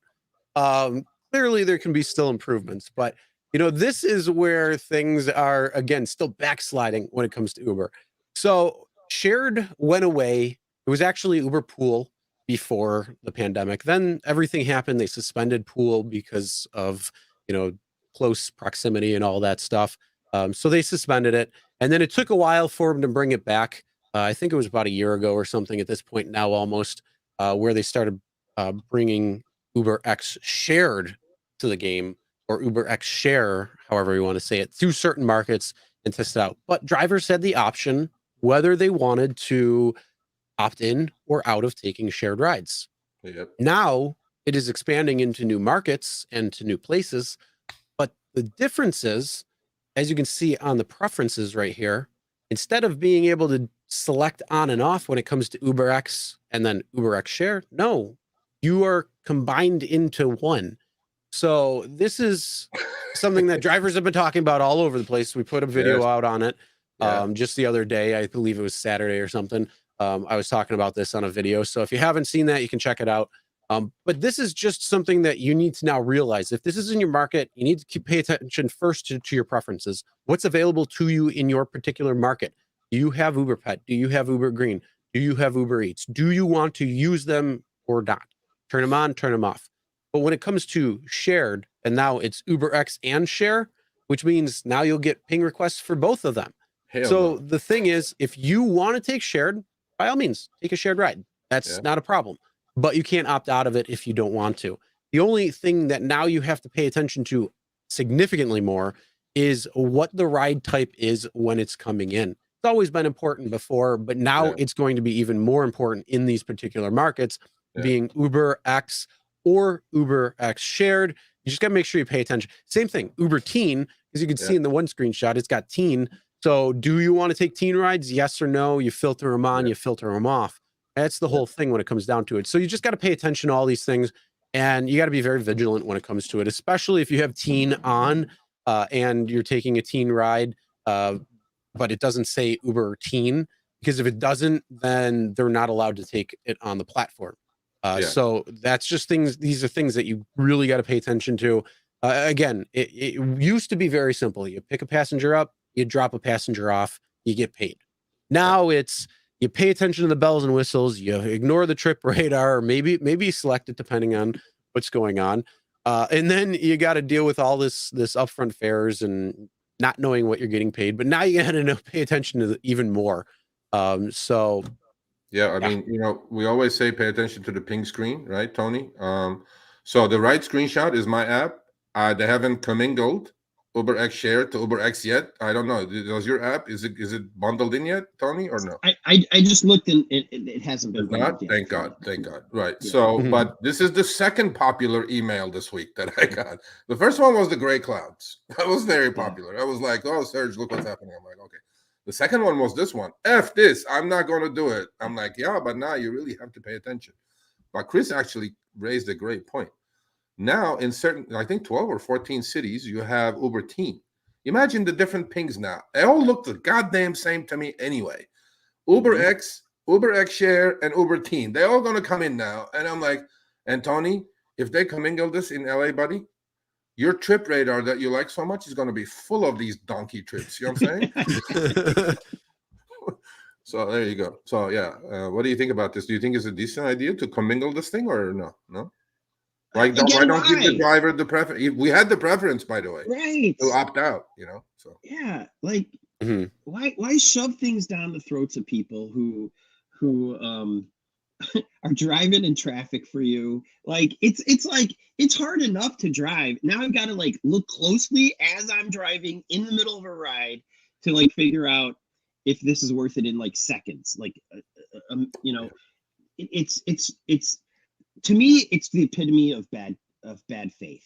Like it's like, we know we got you, and you're playing your card. The poker analogy. You're telling us you're having a hard time getting butts in seats for or passenger or drivers to accept share. So then bribe us. Then make a bonus about that. Make it if you take 80 share rides, we'll give you 200 extra bucks or 300, whatever it is. Great idea, actually. Great idea. Uber, are you watching? Here's a man. Here's the man with full of ideas. Okay, they're right here. Actually, you know what? We have to, before you leave, we have to talk about your. But this mustache is not going to stay here the whole show, by the way, Mr. Richard. So you know, I mean, you know, that's topping my style. Come on. I'm getting shit from look. This game we're playing, Chris, either is going to make us 10,000 extra subs or lose us 10,000 extra subs. I don't know. I got to say, it's pretty cool that all of us. I just want to know where the hell is mine? I like it. Where's mine? I can't hang it up. I like it. I mean, I'm happy I got the 1K jacket way back when. That's honestly, that was a nice jacket. I liked it. I wore I mean, I used to wear it, but that's actually packed away too. I only had one jacket out. But so with this background, for another 30 seconds or a minute, here's the deal. Well, Lyft is completely stopping shared trips, Tony, right? They no more shared rides on Lyft. No more. Yeah. Are you what? Yeah. It's still in your preferences, but you will not get a ping for shared trips. Not gonna get it. So Lyft and Mr. Risher are going away from all the shit that Uber is doing, force feeding drivers. Oh, it's an UberX, but now you have to come in to put it together. Now you really have to. You know, the ping screen is 10 seconds, bro. And how am I supposed to see that? The difference is just by mistake. You click on whatever. Like Tony said. You know, you got to put some sugar on this. You want me to take shared trips, buddy? Make it worthwhile. I ain't working twice as much for less money. It's not going to happen. Yeah. And Tony, before you leave, I want you to tell us, but if you still remember, which I'm sure you do, you had a great idea about passengers showing up on time. Can you please talk a little bit about that, buddy? Please. Okay. And I kind of blew my top. Listen to this, people. I kind of blew my top last week at UCLA because I was doing my quest and certain passengers are out there waiting for you. And those are my dream passengers. They're waving. They're like, hey, on this side, you know, like, and sometimes it's good because I'm looking the wrong side and they're over here because sometimes the little guy's on the wrong side of the street on the app, whatever. But these people who make you wait until the very last second to cancel and then they pop out of nowhere drive me nuts because they know that they're about to get dinged if they don't get their butt in here. And so my idea is pay the people who are waiting an extra buck credit in their account if their butt is in the car within 20 seconds. And it's easy to know because you show up, you hit it, start the ride, and Uber knows the driver doesn't have to do anything about it. And best yet, best yet, this is genius.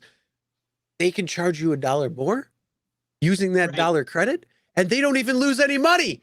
All it is just fake dollars. Yeah, it's all fake. But why it's good for Uber and Lyft is it gets the driver to do more rides in their shift. So if it's an 8-hour shift. And Sergio, you got me to start doing math, which I'm a poetry major at UCSB. I don't know anything about math, but you got me thinking about math. And I was thinking if my average wait time, let's say my average on a good day is 2 minutes, which I think is still a little, it drives me crazy as I have ADD problems. But 2 minutes, whatever it is. If it's 2 minutes for 30 trips, that's an hour of dead time that nobody's making any money. Yep. An hour out of the shift. Mm-hmm. And so is that worth $1 or let's say $30 at the end of the shift for Uber or Lyft to entice these people to have their butts out there? Yeah. I think so. Because that's 2 more rides, 3 more rides, 5 more rides that they're getting. Or a lot of this is emotional and psychological for drivers. So if I'm waiting and I'm getting mad, I may end my shift after 5 hours, which is what I did last week because I was getting frustrated. But if you've got me constantly rolling, a body in motion stays in motion. So I'm going to keep driving and I'm going to be happy because it's boom, boom, boom, boom, boom. So there you go, Uber and Lyft. Give the people $1 more credit. And you can even say, if you want to use this for a ride, if you want to use this for a tip, it's on you. It's your virtual money. Yeah, I think it's great. I think it's a good idea. Yeah, I think it's a great idea. And Uber, Alex especially, take it up the chain. This is a great idea right here. Move it up. Hey, what? How about this? Should we do this with the lifting in the background? Should we invite Derek or Shoshai on the show?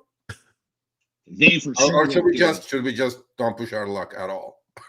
I will invite Dara on.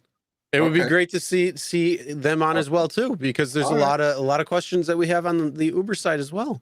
What's your sugar for them? What are you willing to do? You show up, then he has to show up. You know what I'm saying? We got to play these games with Dara a little bit. So there you go. But are you willing to burn this dash if Dara shows up? No, nobody's burning anything. First, whoever shows up, well, Mr. Richards, look, I'm gonna tweet this until kingdom come. Every day I'm gonna tweet this, retweet it, retweet it. That little snippet that we showed you guys, the video that it took my daughter 2 hours to do because she was the director. Listen, this is it. We're all in. You either fold or you show up. That's it. Ball's in your court. So I'm gonna take this off now.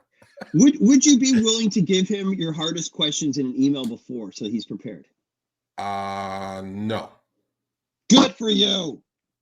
No. The man went to Harvard. If you're the CEO of the company and you're literally basically saying on every news interview you have done that you're going back to the basics, you're going to do one thing and one thing well, you should know enough about it by now after being in charge for 3 months. Absolutely. And you're that hands-on, and which I know he was at Amazon and I know he was at his foundation. And he does a lot of good work with fewer people, which after the layoffs, that kind of proves that too. So he's following a trend. And, I think he should know enough because these are not hard questions we're going to ask him, really. This is from the driver's minds to my mouth and out to him. And I don't think they should be hard for any CEO, let alone him. So a publicly traded company is probably being asked these questions all the time by their stockholders or analysts. And their board. Analysts. Yes. They have analyst calls all the time. Analysts ask these tough questions, much tougher questions, which we could ask. We could ask about, adjusted EBITDA, free cash flow, all that stuff, but our audience will be bored. They'll be half asleep because their concern is not that. Their concern is safety, how to make more money, right? Yes. Unjust deactivation, simple things like this, Mr. Risher. I mean, I even gave you a hint. See, now you know. There you go. No reason not to come now.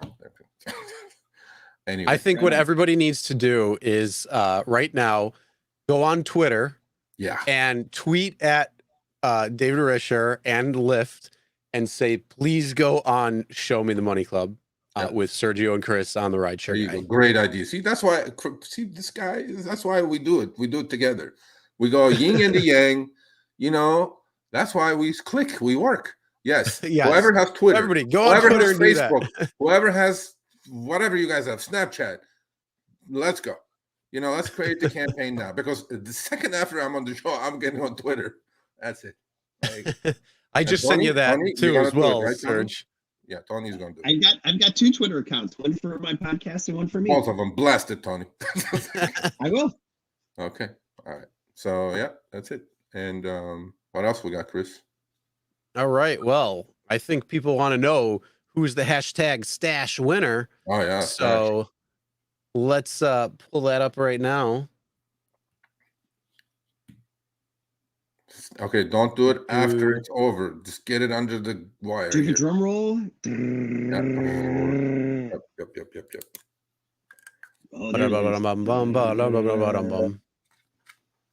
Let's see. Jay Crater is in there.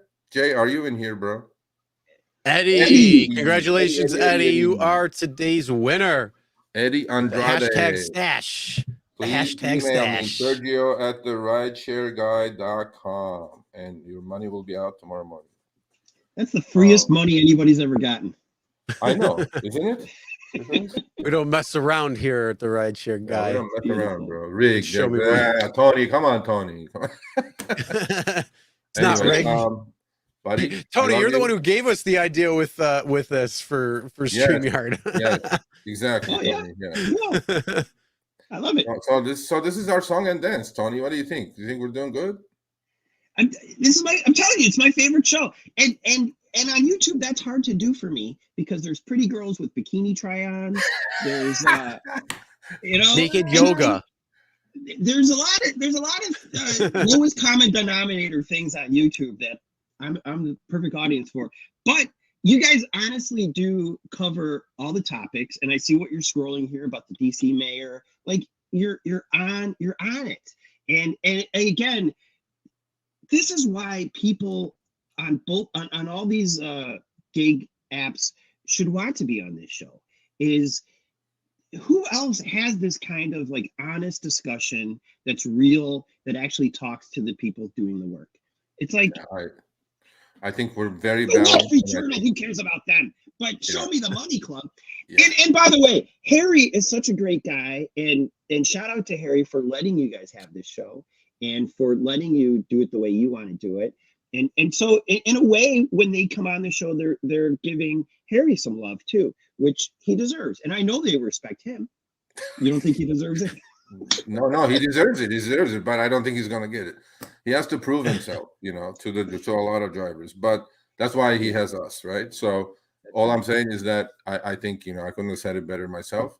Look, I mean, we're going to be lifelong friends, obviously, but absolutely. We, be safe out there. We love you. Please, everybody, I'm telling you, if you don't do anything else today, go to hereinla.com and check out this man's blog. I'm telling you, it's amazing. It's wonderful. The topics are great.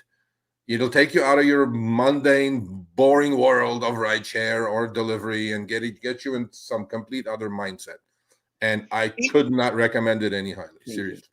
And if you haven't heard my episode with Sergio, his backstory, Sergio didn't know English when he came to America, and all he had was a muscle car, a bachelor pad in Los Feliz, and the desire to date Armenian girls in Glendale. And boom, success! The American dream is right in front of you. But honestly, the way that you told me your origin story, and then how you got onto Uber, is exactly the type of interviews that happen on this show. Is I'm talking to average people who are not average at all, and it's been a blessing to do this.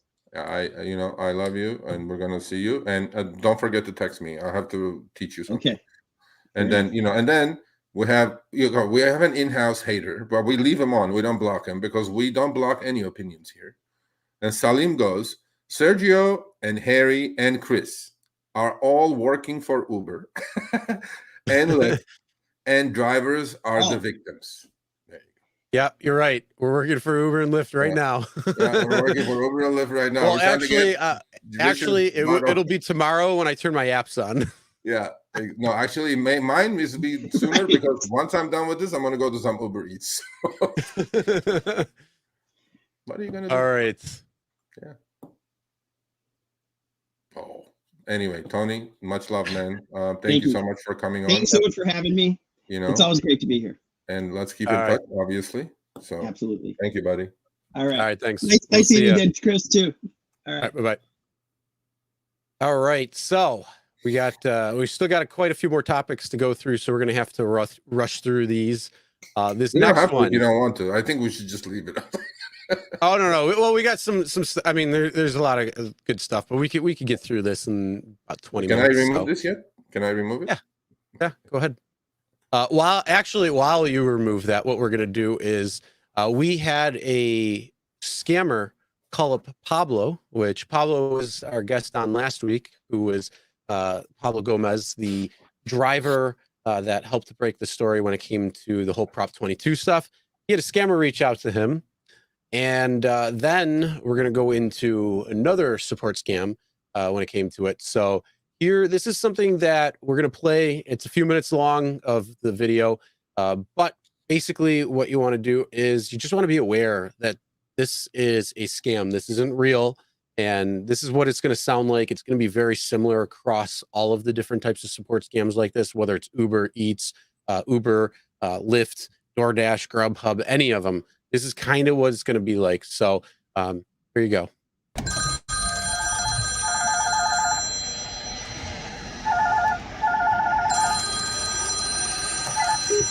Hello. Lyft customer support. Am I speaking with Pablo? Yeah, this is Pablo. How can I help you? How you doing, Pablo? My name is Anthony Smith. We're calling you on a recorded line from Lyft support. How you doing today? I'm doing fantastic, Anthony. Yes, Pablo. We apologize for disturbing you, sir. This ride with Romario for the LAX is not a real trip, okay? Really? Romario is not a real customer. Oh, okay. What's happening today, Pablo? We recently received a complaint on your Lyft account stating when you were at a recent pickup, you did not match your profile picture, sir. I know my picture looks like it's like a 7-year-old picture, so I'm a lot grayer now than before. So I get that complaint a lot. I need to fix that. Yes. Now, Pedro, how do I, Pablo, by the way, how do I fix that? Yes, Pablo, we do have you working with us for over 7 years. We're going to have you update your photo so we can remove the complaint right now. Okay. You are going to be paid for this airport trip. Okay. We are going to make sure that you are paid. Okay. We need for you to do so. We need for you to just safely find a parking spot. Okay. Okay. I pulled over. I don't text and drive or talk and drive. So. Wonderful, sir. So we sent you out a 6-digit code from our Lyft verification system, sir. Did you receive our 6-digit code? Oh yeah. I didn't notice come in. What's the 6-digit code, sir? It's 654 883. 654 883. Yeah. Okay. Give us 1 minute because our system didn't recognize that. Okay. So just give us 1 minute.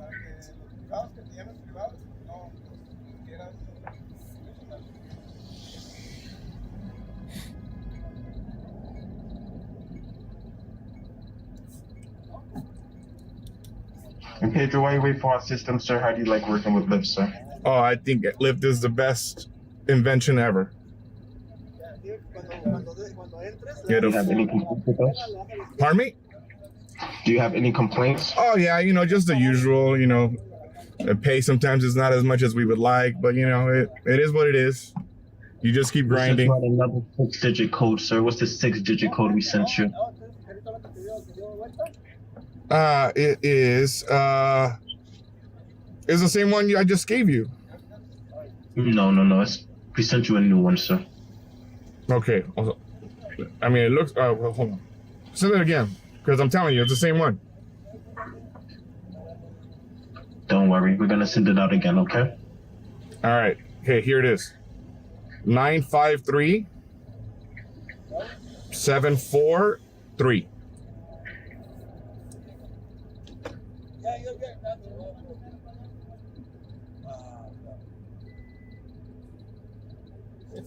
Yeah, I was incorrect as well. Well, I mean, you have my account. You should have all that information anyway. What are you trying to accomplish here? You to confirm the 6-digit code that we just texted you. Well, I gave you the code that they sent me, so. No, that code is incorrect, sir. Send it again, I guess. Give us a minute, okay?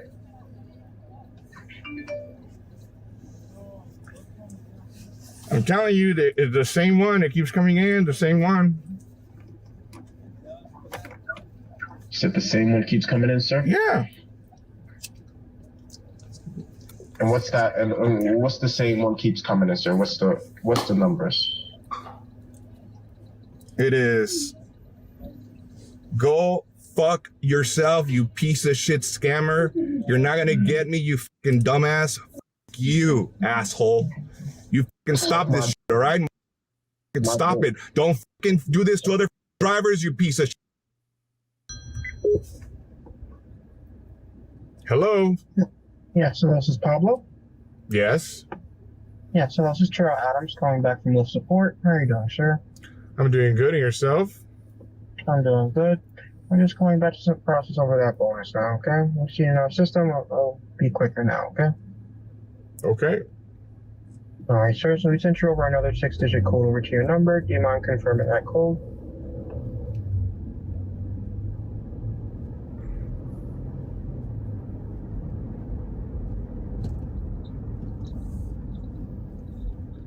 Three, 4, 5, 1, 2, 8. Okay, 345128. Yep. All right, sir. That is confirmed once again. Like I said, that bonus is now going to be processed onto your account in 30 minutes, okay? Perfect. Thank you. All right, sir. Have a nice night.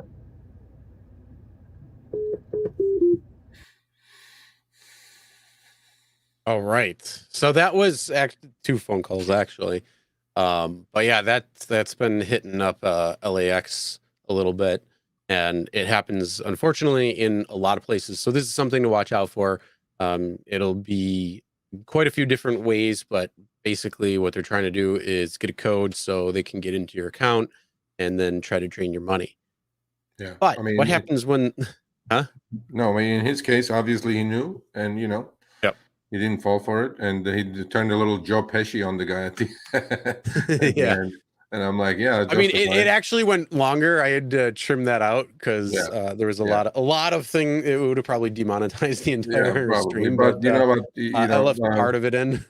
Yeah, I mean, Pablo is our Spanish content creator now and super experienced driver, part of the Prop 22 investigation. So he knows his stuff. He didn't fall for it. However, this is happening quite often. So this is the trick, people. This is what they're doing.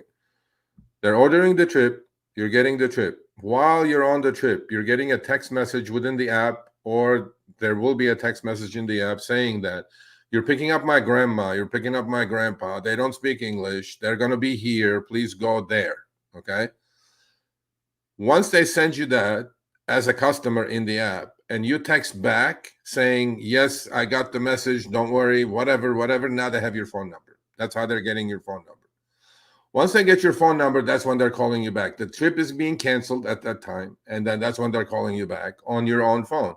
And then the game is on. If you give them the information, you're dead meat. They're going to empty your bank account. And both of these, by the way, sounded like, good English. It didn't sound like, coming from overseas, but anything is possible. I'm not going to guess anything about that. However, there was a driver, that's Pablo's friend at LAX. He fell for it, Chris. He definitely fell for it. And once he fell for it, gave him the information to the scammer. He went to sleep, he didn't think of much of anything. Scammer got into the account. Fortunately, the driver's name is Jose. We'll see the screenshots in a minute. His name is Jose. Yeah, Jose. Jose Alfredo. The scammer got into his account. Fortunately for Jose, he had a banking account problem or some sort of tax issue that he had to handle. Basically, the scammer could not get in and change all the banking info to their own ATM to empty the account, right? But now they are in Jose Alfredo's account. So as you guys can see here, this conversation that's taking place, the one from Lyft support says, hi, Jose Alfredo, thank you for being a platinum driver. So that's Lyft support. Guess who, playing Jose Alfredo here? The scammer. The scammer is literally, texting back and forth, so chatting, online chat with Lyft support and complaining, saying that, how come I cannot change the account information? I need to get this money out. When am I going to get this money out? And luck of all lucks, the driver had a problem with his bank account, so they couldn't get the money. And the scammer, is tasting some of the medicine here of Lyft chat, switching support people on him, just like you guys see here.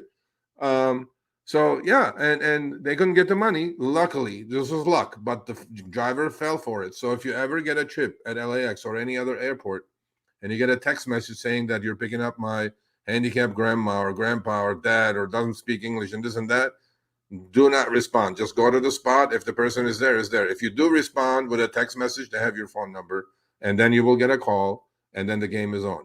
So in this case, Jose Alfredo's case, he woke up the next morning, he saw all this chat because he's not the one chatting with Lyft support, and he sent it to us, and thank you. And I mean, I could understand how the scammer was frustrated, Chris. Well, too bad, so sad. Don't let those scammers anywhere near you. And unfortunately, like I said, it's become a real problem when it comes to that. You might even get a support message trying to get your phone number through the text message saying like, oh, you're taking a VIP person, or this isn't a real ride. You need to cancel this ride, or anything like that. That's the other aspect of it. So here's the thing. When it comes to Uber or Lyft trying to contact you, they're going to do it in multiple ways. It's not just one way. It's going to be multiple. If they call you, and sometimes they do, yes, they do. It's very rare when it does happen, but it's also going to be followed up with an email and also an in-app notification. So then it's directly coming from Lyft or Uber. And then that way you can take those matters. But if you're out driving, they're not going to be calling you for any real reason, unless you literally just put in, a health and safety report or something like that. That could be where they're going to contact you very quickly. When I had to put my safety report in, literally within a couple of minutes, I was getting a call from Uber. So they will call, and they can call quick, but it just depends on what's going on in the circumstances. So just be smart, pay attention to what's going on. Never give out any personal information. And, every once in a while, they do put out little emails and reminders that say, don't fall for these. These are some common scams. So we're just reiterating, because we had the actual phone conversation that Pablo sent us, and then also what Jose had sent us with the text messages. So again, just be very smart out there. Pay attention to what's going on. Just be hyper vigilant when it comes to these things.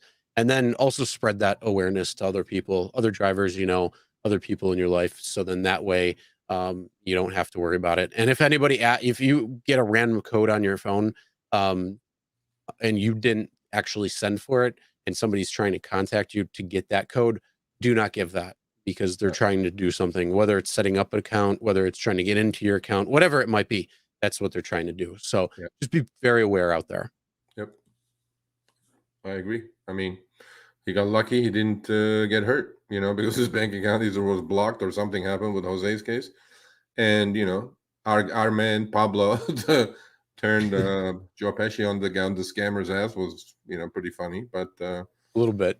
Yeah, I was like, I didn't know if we can put that on. But don't fall for any of this bullshit that these guys do. And these guys seem like, because Pablo said there was another phone call right after that he received again, a third one. And, they tried to scam him again, but he didn't go for it. This seems like I bet, Chris, when the accounts are full on drivers' ends, when is it going to be? Like Sunday past midnight, right? Everybody worked the whole weekend. You got the Quest money and all this in, your account's kind of full if you didn't cash out. Or it's going to be like Thursday night probably, where everybody's Quests have hit and all that stuff. So, but I don't think there's a time for this. Anybody can get scammed anytime. And just it's not going to be they may try to target certain times, like Thursday, Friday, Saturday, or Sunday nights, or evenings or something like that, just because that's usually busier. But in actuality, it can happen at any time. Yeah, I agree. So there you go. Don't fall for it. And I thought this was actually a good experience for you guys to listen to an actual scammer call. So all right, let's move on to our next topic. And this is where in DC, where there's been a crime wave going on, rideshare and food delivery drivers can receive free dash cams with a new DC safety program. So this is pretty cool to see. Doordash has a partnership with DC, providing a $500,000 investment to the city's private security camera incentive program. Try saying that in a shortened version. But yeah, it's basically going to give dash cameras to rideshare and food delivery drivers. So that's actually pretty cool to see something like that going on. Obviously, more needs to be done. More areas need to be covered. Everybody needs a dash camera really in this day and age, because who knows what could happen. Whether it's scammers, whether it's some jackass getting in your car trying to do something stupid, whether it's an accident that you could get into. This is all recording. Dash camera doesn't care. It has no feelings. It's just recording exactly what had happened. So this is a pretty cool program.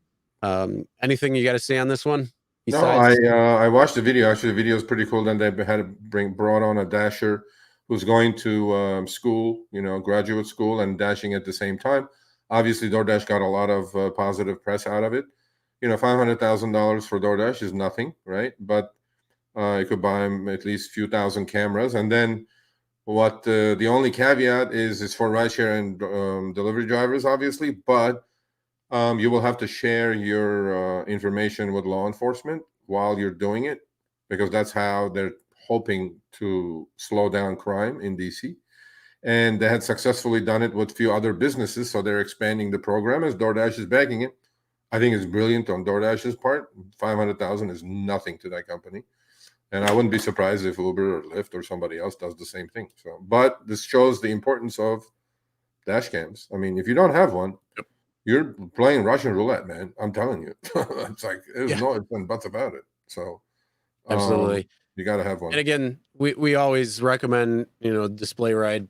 A lot of reasons for it, but the biggest reasons that both Sergio and I like is the backup to the cloud immediately. So if there's any issues that happen, it's already up in the cloud. The live streaming, it's really a safety tool in the arsenal, and just a good camera overall versus just a standard dash camera. So with that ability to upload right away, in the event something happens, somebody grabs the dash camera and tries throwing it or destroying it.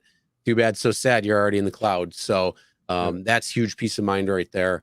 And again, Display Ride being awesome as they are, they've extended the 20% off. So it's RSG 20 if you'd like to get a dash camera from Display Ride, and then it'll be $20 a month instead of $25. So that's an awesome little discount right there.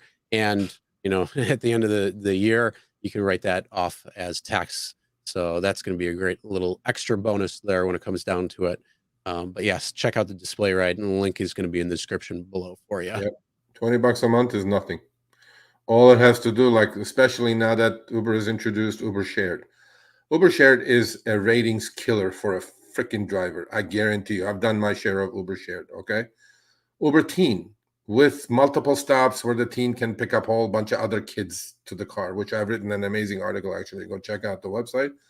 That's a headache for a lot of drivers. You may opt out. Okay, fine. But if you opted in doing teen rides, man, you need some sort of evidence, because these kids these days, they can say, oh, you touched my leg or this, you're screwed. So please just go get it. $20 a month is like seriously like Five Guys meal, man. It's nothing.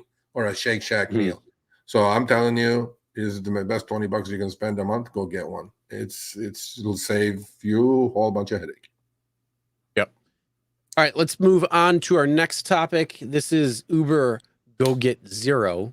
This is what I'd have to say back to Uber. Zero, because you ain't getting mine. But essentially what it is, it's their program to try to get their first ever sustainability product event, introducing new features to help riders go green. So this is trying to get drivers to go electric, hybrid. You can rent a car, rent a Tesla with Hertz. You can get $1,000 when you go electric. They also have make more per trip, so earn $1 extra on an Uber trip for a fully electric vehicle. Stick around next week. We're going to be talking about that dollar that's there, because it might not be. Stick around for next week. That's a big thing. How we were talking about earlier, how they lump everything together. Well, maybe they're lumping the extra dollar in there. So we thought about that. Oh, no. We've shown that. So when we do our Chicago comparison, one of the drivers has a Tesla, and he was not getting $1 extra on every ride. Are they shaving 20 cents out of that too now? Oh, they're shaving 20 cents. They're shaving on a lot. Well, so this that's, you know what? Nothing surprises me anymore. Seriously, it's just like That should be illegal, though. That can't be. I mean, you can't just. At least you're advertising you're going to get $1, but you're getting 80 cents. I think there's something wrong with that. But the thing is, here's the thing. So this is we'll repeat this next week. But okay. That particular driver, I had him go into his receipts, and it would show $1 extra on the thing, even though we could clearly see it was only 80 cents. So that means they're taking down 20 cents on the base fare to accommodate, making it seem like it's $1 that you're getting. I can't wait to watch that shit, bro. It's not. And trust me, we have the proof. The proof is in the pudding. And again, screen records don't lie. So make sure you stick around for next week's show, because we're gonna be talking about that there. I cannot wait for that. I'm sure a lot of the viewers too. But that I didn't know. I mean, I knew they could pull some shenanigans, but that's a no-no. So yeah, they're going go get zero. All the geniuses in marketing at Uber. I don't know. That doesn't even sound right. It's like the gray clouds you guys put up there. It's like, go get zero, really? I'm just not. Yeah. Okay, so here's the deal. I did a real quick. Like, I did a Stanford study. There's a Stanford study that's going on, and there's a Berkeley study that's going on. They're looking into the effects of electrification in all these companies. Part, as we all know, by 2030, all Uber and Lyft rideshare cars, and by 2040, all delivery has to be carbon neutral or carbon zero footprint. Okay, there's a ruling or law that they passed in California. It's called 2014, that is forcing these companies to go this route. And the way they're doing it, Chris, at the moment, is not by individual ownership of electric cars as rideshare drivers, but through Hertz. So until the end of this year, total 2% of all Uber rideshare miles driven on their platforms in California has to be from electric miles. Okay. And that goes exponentially higher. And in 2029, it's going to go up to 90%. So that's the push that they have. It's not like out of their, goodness of their heart they're doing this, the zero thing. There is a law in California that they have to abide by. And that's why they're pushing all these Hertz rentals, because even on the rentals, the miles that those rentals drive, Teslas drive, count towards that carbon emission, ruling that was put on these rideshare companies. Okay, so that's what's happening. And I discovered that because I did the Berkeley study. Actually, they talked to me for like an hour and a half, like how easy it is for a driver to get on an electric platform. What is the downside? What's the upside? But during that, I discovered that the reason they're pushing electric is because they have emission standards as a rideshare, as a TNC, that they have to stick by, and every year it goes up by percentage points. So next year, I think in California, 2024, is like close to 20% of all rideshare driven miles in California have to be from electric cars. So that's why the push for rentals, because it counts towards that carbon number. What are they going to do if drivers are like not going to happen? Like they can't force drivers to say you're going to go electric if you're an independent contractor. I mean, they can deactivate you essentially until you say potentially. But I mean, beyond that, it's like you can't force a driver to say, "Hey, I want to do an electric car versus a gas powered car." I don't want an EV yet. I mean, they're cool. I don't think they're going to be the wave of the future like everybody is putting out these laws, and that is making him seem, because we barely have the ability to keep the lights on today. I mean, if there's a little hiccup in the system, it fucks everybody up. I mean, look at Texas a couple years ago. The entire state went down because their grid is the Texas grid. And they had that whole thing. The rates were astronomical at points because of what was going on. Well, you're seeing this huge push in California. What happened last year? You couldn't change your air conditioner. They're saying, please don't use your air conditioner and please don't charge your cars. You're the one who's telling me to charge my car to buy electric and all that. And then you see what was happening in Colorado, where they were getting those people to sign up for the smart thermostats, and basically they were taking control of the thermostat. Yeah. So it's like I don't see that being the catch-all end-all when it comes to this. It's not. But it's got to work together. It's the law. No, I know. The law is stupid. Is what I know. But what's going to happen now is that how much you want to bet that by like 2028 to 2 years before. Oh, they're going to extend it. Yeah. Not just extend it, but Uber comes up with their like Prop 22 version of the thing. No, like what's going to end up happening is these lawmakers are putting these laws into place and saying, oh, by this time you're going to have to do it. But as it gets closer, those numbers aren't going to be hit because of whatever particular reason. And then they're going to extend it. Then they're going to extend it, and they're going to keep pushing it down the road. And so it's always going to kind of be there, but it's not going to really take effect. At least that's what I'm thinking. There's a lot of things that are like that, that have been like that. This is just another thing I think that's going to be very similar to that when it comes down to it. I agree. And whoever is renting the Teslas at $500 a pop a week, I have a couple of interviews lined up with drivers like that. I mean, it's expensive, $500 a week, but you are actually doing Uber a service by increasing their EV miles under that law. Okay. So now there is another why there has been such a push with the Hertz and Uber rentals. It wasn't because of anything else other than trying to, slide under the numbers that the law has set forward. So, yeah. Well, it'll be interesting to see what ends up happening. Yeah. But let's move on. Let's see. How is your Uber crew meeting going? I'm disappointed. Uh-oh. What happened? No bad news yet, people. Don't panic. Oh, okay. I still have a chance. However, Brandon Black, very nice gentleman. He showed up on time. I was logged in to my Zoom call, for the interview. 15 minutes. It exactly lasted 15 minutes. And it was recorded. They asked me if they could record. No, not yet, Tony. But the first thing that came out of his mouth, which I told Chris right away, he goes like, shit, was, we know about your work. I'm like, fuck. And then when he said that, my heart dropped. I was like, what's the point now? Why are we even going to talk for 15 minutes? But then, a soldier that I am, taking one for you all here, I said, okay, much appreciated. I just kind of threw it to the side. Like, I didn't even hear it. I didn't make anything of it. I didn't react. I was a good poker player there for a minute. And I said, I'm just going to love, helping drivers, which I do anyway. The drivers respect me. When I go to LAX, they ask my opinion about things, whatever. So I think I'm going to be a great Uber crew member. The good part is, Chris, and that, and I told you, but I'm telling the audience now, is that I said, who votes for Uber crew membership? I said, so I'm thinking in my head, if it's Uber execs, I'm screwed. It's just not going to happen. I'm thinking if it's Uber anything, it's not going to happen. But then he said, it's your local driver base. We send out your 1-minute video you sent on the first, application. They watch it and they'll vote. So now I heard that. I'm super hopeful. If drivers know me in LA, they go, oh, it's Serge. Hell yeah. Put him in Uber crew. There we go. Now, my question is, did they say about how long until you'd know 10 days, whether you were or not? 10 days.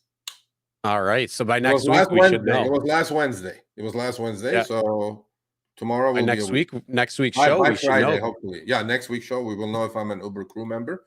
And I will wear my Uber jacket. No, I don't have one. Oh, boy.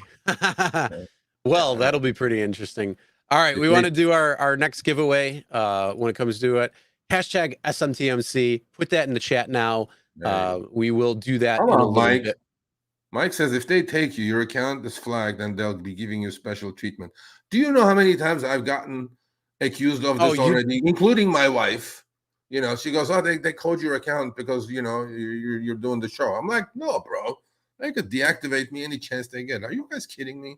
There's no special treatment for Serge. Come on now. Trust me, they don't care. The only thing is if there's a thorn in the side where we poked somewhere where we shouldn't have, and then they get all hissy-pissy about it. And then we just sit back and laugh. Yeah, we just laugh a lot. And then, as long as we have Mr. Risher coming on, the rest is gravy. Yeah. All right, well, let's move on. This is a pretty interesting article where riders in Lebanon can haggle with their drivers to take an Uber. I have a friend of mine now who is in Lebanon, actually. He literally is in Lebanon. He left on June 6th, okay? He's vacationing there for a month. And it's coincidental, but he texted me because I had told him about the story. I go, when you get to the airport, take an Uber. they may just start, negotiating with you. He goes, why? Isn't it on the app? I go, no, not all over the world. There's other things happening all over the world. I told him about this, and he confirmed it's true. So what happens, Chris, is that in Lebanon, the Lebanese lira, which is their local currency, is trash. It's like worse than newspaper. It loses value on an hourly basis, right? Yeah, so the drivers, 90%. Yeah, the drivers who are doing Uber, like they get paid $10, let's say, for a ride, right? By the time that in Lebanese currency, by the time they finish the trip, that thing is worth only $9.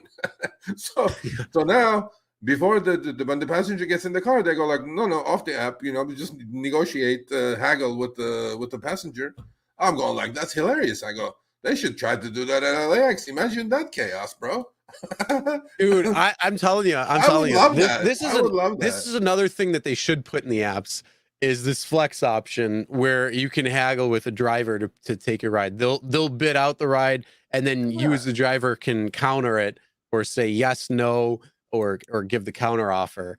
I think something like that would be actually really awesome, because that would be you want to talk about independent contractor, that would be a lot more independent contractor, because you could figure out the price that you are willing to take and go for. So I think something like that would be really cool, at least here. And then, when it comes to these long rides, the rate rebalancing and all that, it can make it much more worth it for you. And then that way it's actually coming to you as the driver, whether you're going to take something or not. You're going to determine your own worth, whether you're going to accept that ride, whether you're going to counter that ride, or just decline it outright. So, that's definitely something I think that should be. We had this at when AB5 was the law in California. We could name our price, that, right? For like 9 months.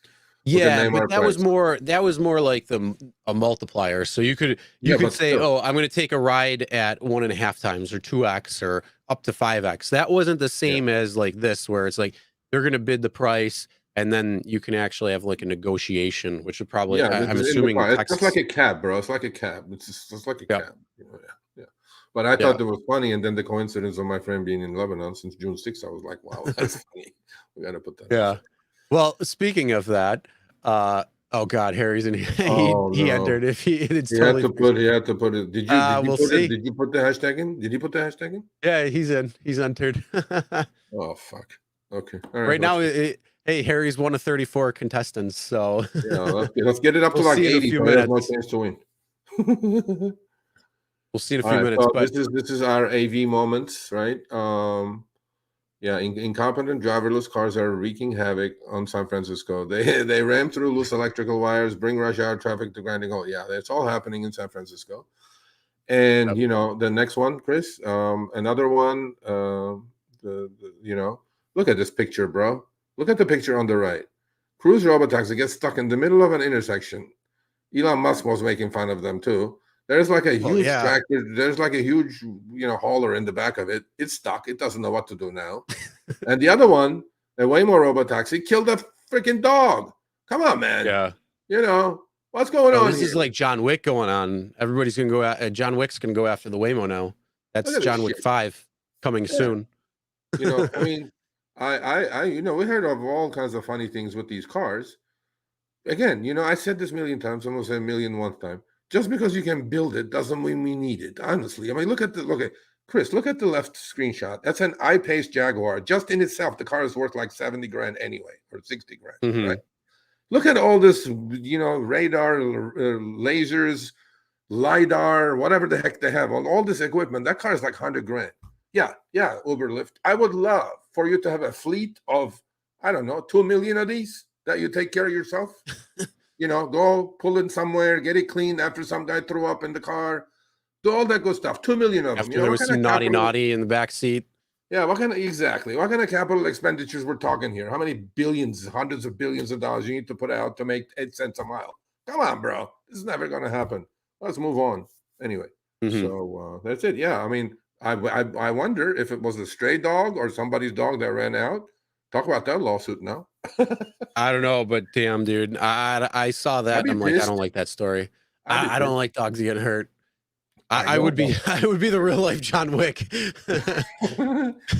No, I mean, it's not a laughing matter to the dog's owner if it was yeah, I mean, at all. I mean, it's the whole thing. I mean, this is June 6th, bro. This is last week. I mean, come on, Waymo, get your shit together. Mm-hmm. All right, so here's a few screenshots that I came across. The one on the left. How many times does this happen? Where you get to the drop or the pickup point, you're literally at the point, and you're not getting the timer to start. Yes. How many times has that happened? I hate that. Oh, it happens all the time in LA, bro. We have like dead cell areas, especially in Hollywood where it's busy. Hills of Hollywood is a screw. You're just never gonna get the timer going. That's why you don't. That's why with upfront fares, since you know where you're picking up, you usually decline all those trips unless it's like a goofy one. So yeah. Well, that's just another thing to look out for. But still, this is probably one of the most annoying and infuriating things when it comes to being on the platform and actually trying to take the rides. Because it's like, all right, look, I'm here. Let's get this shindig on the road and let's make sure. Because how many times have you sat there and are waiting and it's past the 2 minutes and then all of a sudden, hey, my timer's still not started. What the hell? So, that's just definitely annoying. Then in the center, is talking about the feedback, and it says your last 500 ratings, but the feedback below that is what I'm talking about. The pickup too far. So there was one report where a rider reported their pickup was too far. Why the fuck would I care? I don't care. You're the ones who are sending it to me. This is your feedback, Uber, not mine. That's your feedback. I didn't get that. What is that? What does that mean? The rider was complaining the pickup was too far? Yeah, so the driver was too far away from them when they were paired. That's sick. So like I would see that and I'd be like, look, Uber, that's your problem, not mine. Remove that. Thank you. Let's move on. That's the little thing. Cancel and move on. Tailpipes. Look at that. Look at that right screenshot right there. What is that? What do you see? I'm looking at it. It's all metric, first of all. Metric. Well, it's Canadian. So okay, there you go. Okay. Yeah, it's just Canadian. That's a juicy trip, bro. Yeah, but look at this. The estimate for the trip was $18.04. Oh, and then the customer tipped even more. $42 Canadian tip. Holy crap. Oh. Well, and here's the crazy part. The $18.04 included the upfront tip. It said. That's nice. So the customer tipped more. So I don't know what happened there, but hey, that's some good stuff right there. I got a screenshot which I did not know. Somebody tried to tip a driver. I want to check on this before I put it up. They tried to tip the driver $100 in the app. Uber wouldn't let it. No, is that true? Is there a limit? Is there a limit on this thing? There is a limit, as far as I know, and I believe it's a percentage. Why? I don't know. I think it's 200%. What bullshit is that? I don't know. I really don't know. If somebody wants to tip, they should tip and be able to. I mean, I get it though. If it's like a stolen credit card or something like that, that's one thing. But like, if somebody wants to tip, it's their ability to tip. Yeah, if it's a $10 tip, the guy wants me to tip 100, he tips me 100. What is your business, bro? I'm an independent contractor. Why are you involved in this? Seriously, as an agent, why are you involved? See, there's so many things that lawyers can look into this thing, bro. Like, why are you even in the middle? Like, I get you aggregate the trip. Okay, I go pick it up, do it. But now, in your TOS, you're telling me that the customer is my customer and I'm your customer. So my customer is trying to tip me $100. Why are you stopping that? I don't get it. F off. Yeah. Next one. Yeah, exactly. All right, so let's go a couple more. This was from a Facebook post. This was something that I came across pretty interesting. So this is where it's Tim wrote, has anybody noticed that Lyft is skimming scheduled ride upfront fares? So when a driver confirms a particular scheduled ride, Lyft provides the trip details, including the quoted upfront fare. However, the actual trip is pinged out. The upfront fare is different, usually less than the original quote. So if you look, it's the exact same screen or the exact same ride. You see on the left, it's quoted at 39.09, but when it came in the ping for the actual trip to happen, 38.07. So that's $1.02, which, I mean, you could say, oh, it's whatever, but it's still $1.02 that you're misquoted. So you know what? I remember this. This guy tweeted it, and Harry got involved, and I got involved, and we were trying to figure out, Harry, are you here? You remember this? We tweeted, we talked about this guy. Yeah, I remember this on Twitter. Yeah. But then I think at the end, when he finished the trip, the next day he came over and said, it was the whatever they showed up front, he got the upfront. But it shouldn't be that way. It shouldn't be different on two different maps. I mean, two different. Yeah, you should see exactly what it should be on the same. So either way, definitely pay attention. make sure you're getting the correct amount shown. So just pay attention to everything, screenshot everything that you need. It's just a way to verify everything and re-verify everything. That's funny. Oh, you read the message from Uber? Yeah, Tony. Tony, are you here? Look at this. Tony, here you go. Don't ask me how I got your report right here. But it says, we received feedback from one of your riders expressing that you may have been driving hands off the wheel. Jackass Uber support. That's called autopilot, you morons. Yeah, right. You know what? That's a good question, though. I wonder. Will they, call the driver unsafe because the guy's on autopilot? I mean, I don't know. That's a good question. I got to figure that out. I don't know. I'm not sure.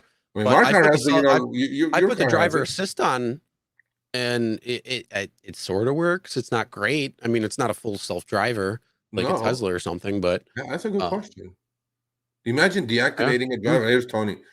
I never have my hands on it. Okay, so can they deactivate you if somebody says you're unsafe? Your hands are off the wheel. I mean, it could happen. I don't know. It's Uberland. Anything is possible in Uberland. So yeah, right. All right. Well, we got a comment right here. This was a comment in regards to when we were talking about commercial insurance, how they were taking, so much in the commercial insurance and saying like, that just doesn't seem right.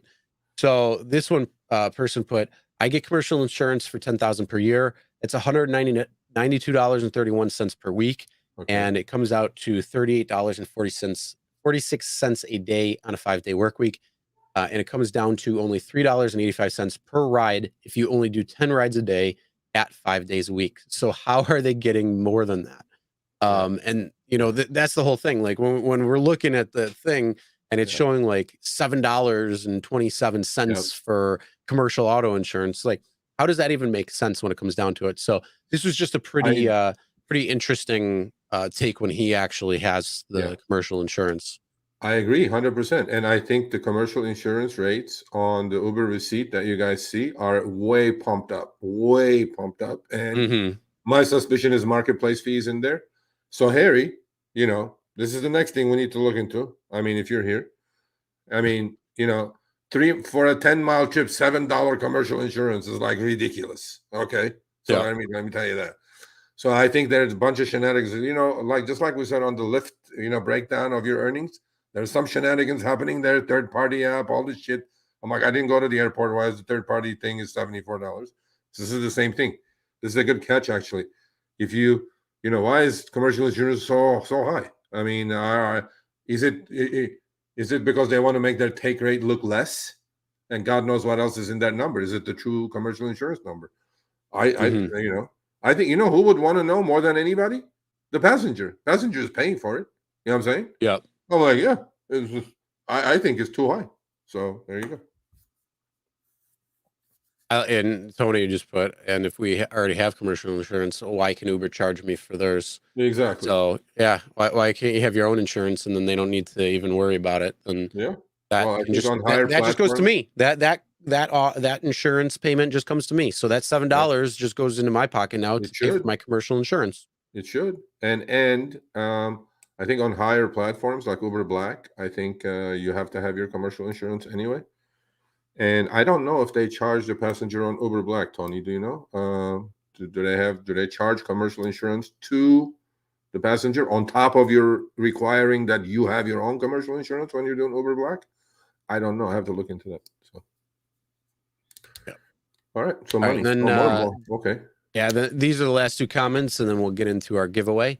And so this was 2 comments that came from that's the trash chips that we put up. Uber and Lyft. Damn right. Yeah. So the first one says that first Lyft where it was 34 plus 18 miles. So it was 34 to pick up, 18 for the trip.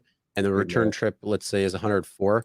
I don't know how you got that specifically, but it is 52. Okay. So 104. Assuming the average is 20 miles per gallon, 6 gallons of gas. Not really. It's like 5.2, 5.3, but still, either way, it's still a few gallons worth of gas. Well, in California, that's $5 a gallon, not $3.49. So there you go. Well, I mean, depending on where you are, for us, it's a little higher than that too. But where I go get my gas, it's lower than that. So it just depends on where you go. So it says today my gas station is $3.49 a gallon. So $21 in fuel for $18 in pay. So right there, again, this is just smart to know why you need to know what your expenses are. You need to know how much is going to talk about your you need to just know your gas expense, your gas per mile. You need to know your maintenance, tires, depreciation, like they said in here. So yeah, in that one, just taking that trip, you would lose money. I mean, all of them, you would have lost money because part of the pickup was charity. Charity. Seriously. Oh yeah, charity. 100%. Yeah. And then underneath that, he said, Thomas said, I saw one today for $80 for 132 miles. Oh, really, it's 260 because you got to come back. So yeah, 30 cents a mile. There you go. It's out of control, but it's okay. So we can discuss all this, Mr. Risher, if you come on, anytime, open invitation. We're at the end of the show. Oh yeah. Should I put my mustache back on or no? No, you don't want it? Okay. It's up to you if you want, but we're going to do our giveaway. Okay, yeah. While you do that, let me put my mustache on. All right. So we got 47 people. We get Harry hasn't seen this one. Harry, what do you think about this, Harry? There you go. Boom. If Harry wins, we're screwed. Craig is the winner. Congratulations, Craig. Thank God. So make sure you email Sergio at the rideshareguy.com. And my Viking is a little crooked. Hold on a second. Oba, is there any follow-up with government agency? What are you talking about with FTC? I don't know. I haven't heard anything from the FTC. Are you asking for something specific? Let us know.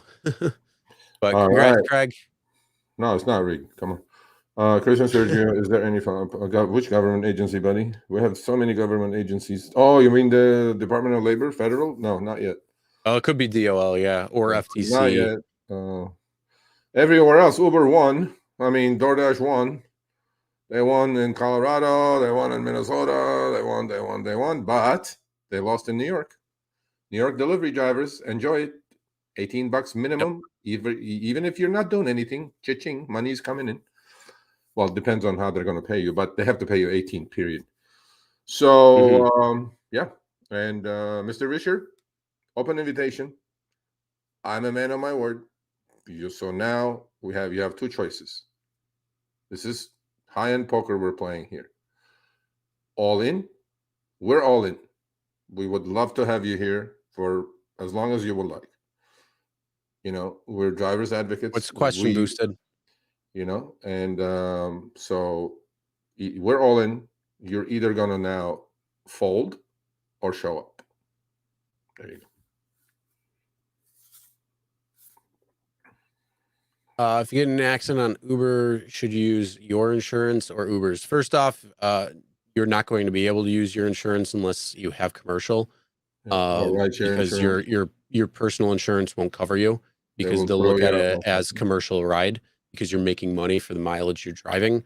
So if you don't have gap coverage, then you got period 0, 1, 2, 3, and so you have the different periods that you're covered, not covered. And you just got to be aware of that. So when you're offline, you're using your personal insurance. When you're online, but you don't have a ride, you're in a gap. So your actual insurance may not cover you. So this is why you should have a rideshare rider or gap coverage insurance. And that is where you're on and accepting money or trying to accept the money. So your personal insurance is going to look at it as that. If you have commercial insurance, then, that's going to be up to you what you want to do, but your premiums will likely go up when it comes to that. So in any case, you're going to have the $2,500 deductible, okay, to deal with anyway. Yeah. So, period 2 and 3, your coverages are a little bit better. If you're in period 1, you're up Schitt's Creek without a pedal. So that's when you call legal rideshare and they'll take care of you. But, I don't know. $2,500 is a big nut to crack. In any case, you're going to have the $2,500 deductible. So. Yeah, it just depends on your circumstances and what's going on. You could definitely figure out a little bit more, but it just depends. Like I say, it depends on those particular circumstances. So, just know that your personal insurance will likely not cover you. So you may have to. They will definitely not cover you, and they're no dummies. They will check with Uber first. If they figure out you're driving Uber, they may even cancel your policy. So. Illinois, what happened to them? Is that the question? Okay, nothing yet. We're waiting. We're waiting for. It's passed the House and the Senate. We're waiting for a signature. We'll see what happens. You know, I mean, the battle they lost in New York City, I think for me is major. Okay, but you know, New York City has been running their own rules and regulations for rideshare now for delivery drivers. So most deliveries in New York is not done by car. It's impossible. It'd be like downtown LA here. You know, it's done by either e-scooters or e-bikes. So I think they got a good increase and enjoy it. And great. Yep. Okay. All right. With that being said, we got to do this one more time. Jeff says, Sergio, next week, a pink hat and a shirt. No, man. No. Well, you know what? Here's the thing. Here's the deal. If David Risher comes on to the show, hell yeah, we will wear our pink. Guaranteed. I'll wear my 1K jacket, or I do have a Lyft pink t-shirt. Actually, I just don't know where it is. I think it's in storage. You have the mustache? No, I don't have the mustache. I have a t-shirt. When I did the when I was a DAC member on Lyft. The mustache on the back of me. David Risher, if you're watching, if you're coming on, send me one of those mustache. I'll put it right behind me. Background. There you go. Send me one of those mustache.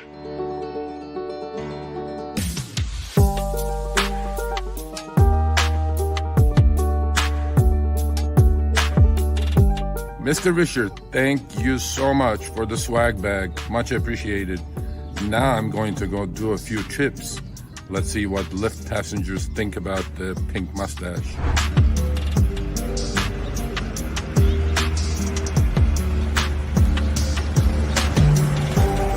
Let's go, Mr. Risher. See you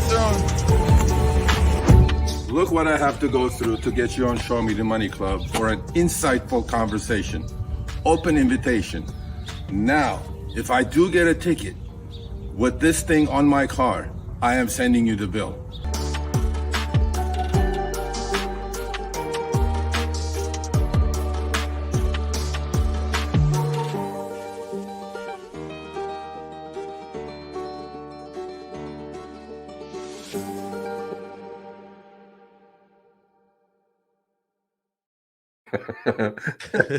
I was like, you know, right. How much can I pimp myself out to get a CEO on the show? Come on now. I know, right?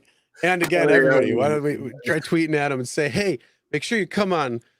Chris and Sergio want to hang out with you on Show Me the Money. Everybody, tweet Richard saying that you got to go and show me the money. Anyway, so this was a lot of fun. And thank you for hanging out. We gave the money away already, right? We gave 2 of them? Yep. Okay. Yep, Craig, and I forget who the first one was. But first is Eddie Andrade. Eddie Andrade, and the second one was Craig. Huh? Craig, yeah. So with that being said, make sure you're subscribed if you aren't already. I don't know why not, but also make sure you hit the like button. And then also, if you want to make sure you don't miss next week's show, because it's going to be a doozy when it comes to the Chicago little test that we did on both Uber and Lyft, and we'll fill you in on a lot more. If Richard shows up next week, yeah, that'll be the only way it changes. That's the only way, because we postponed that already. We'll let you know. We'll let you know. You'll see. You'll notice. But either way, when it comes to that, make sure you're following us for next week. Check out all of our great other content. Thanks to today's sponsor, Ualett, and then also tomorrow is Money Hungry. Check out them. Food delivery, last mile delivery. With that being said, we'll see you guys next week.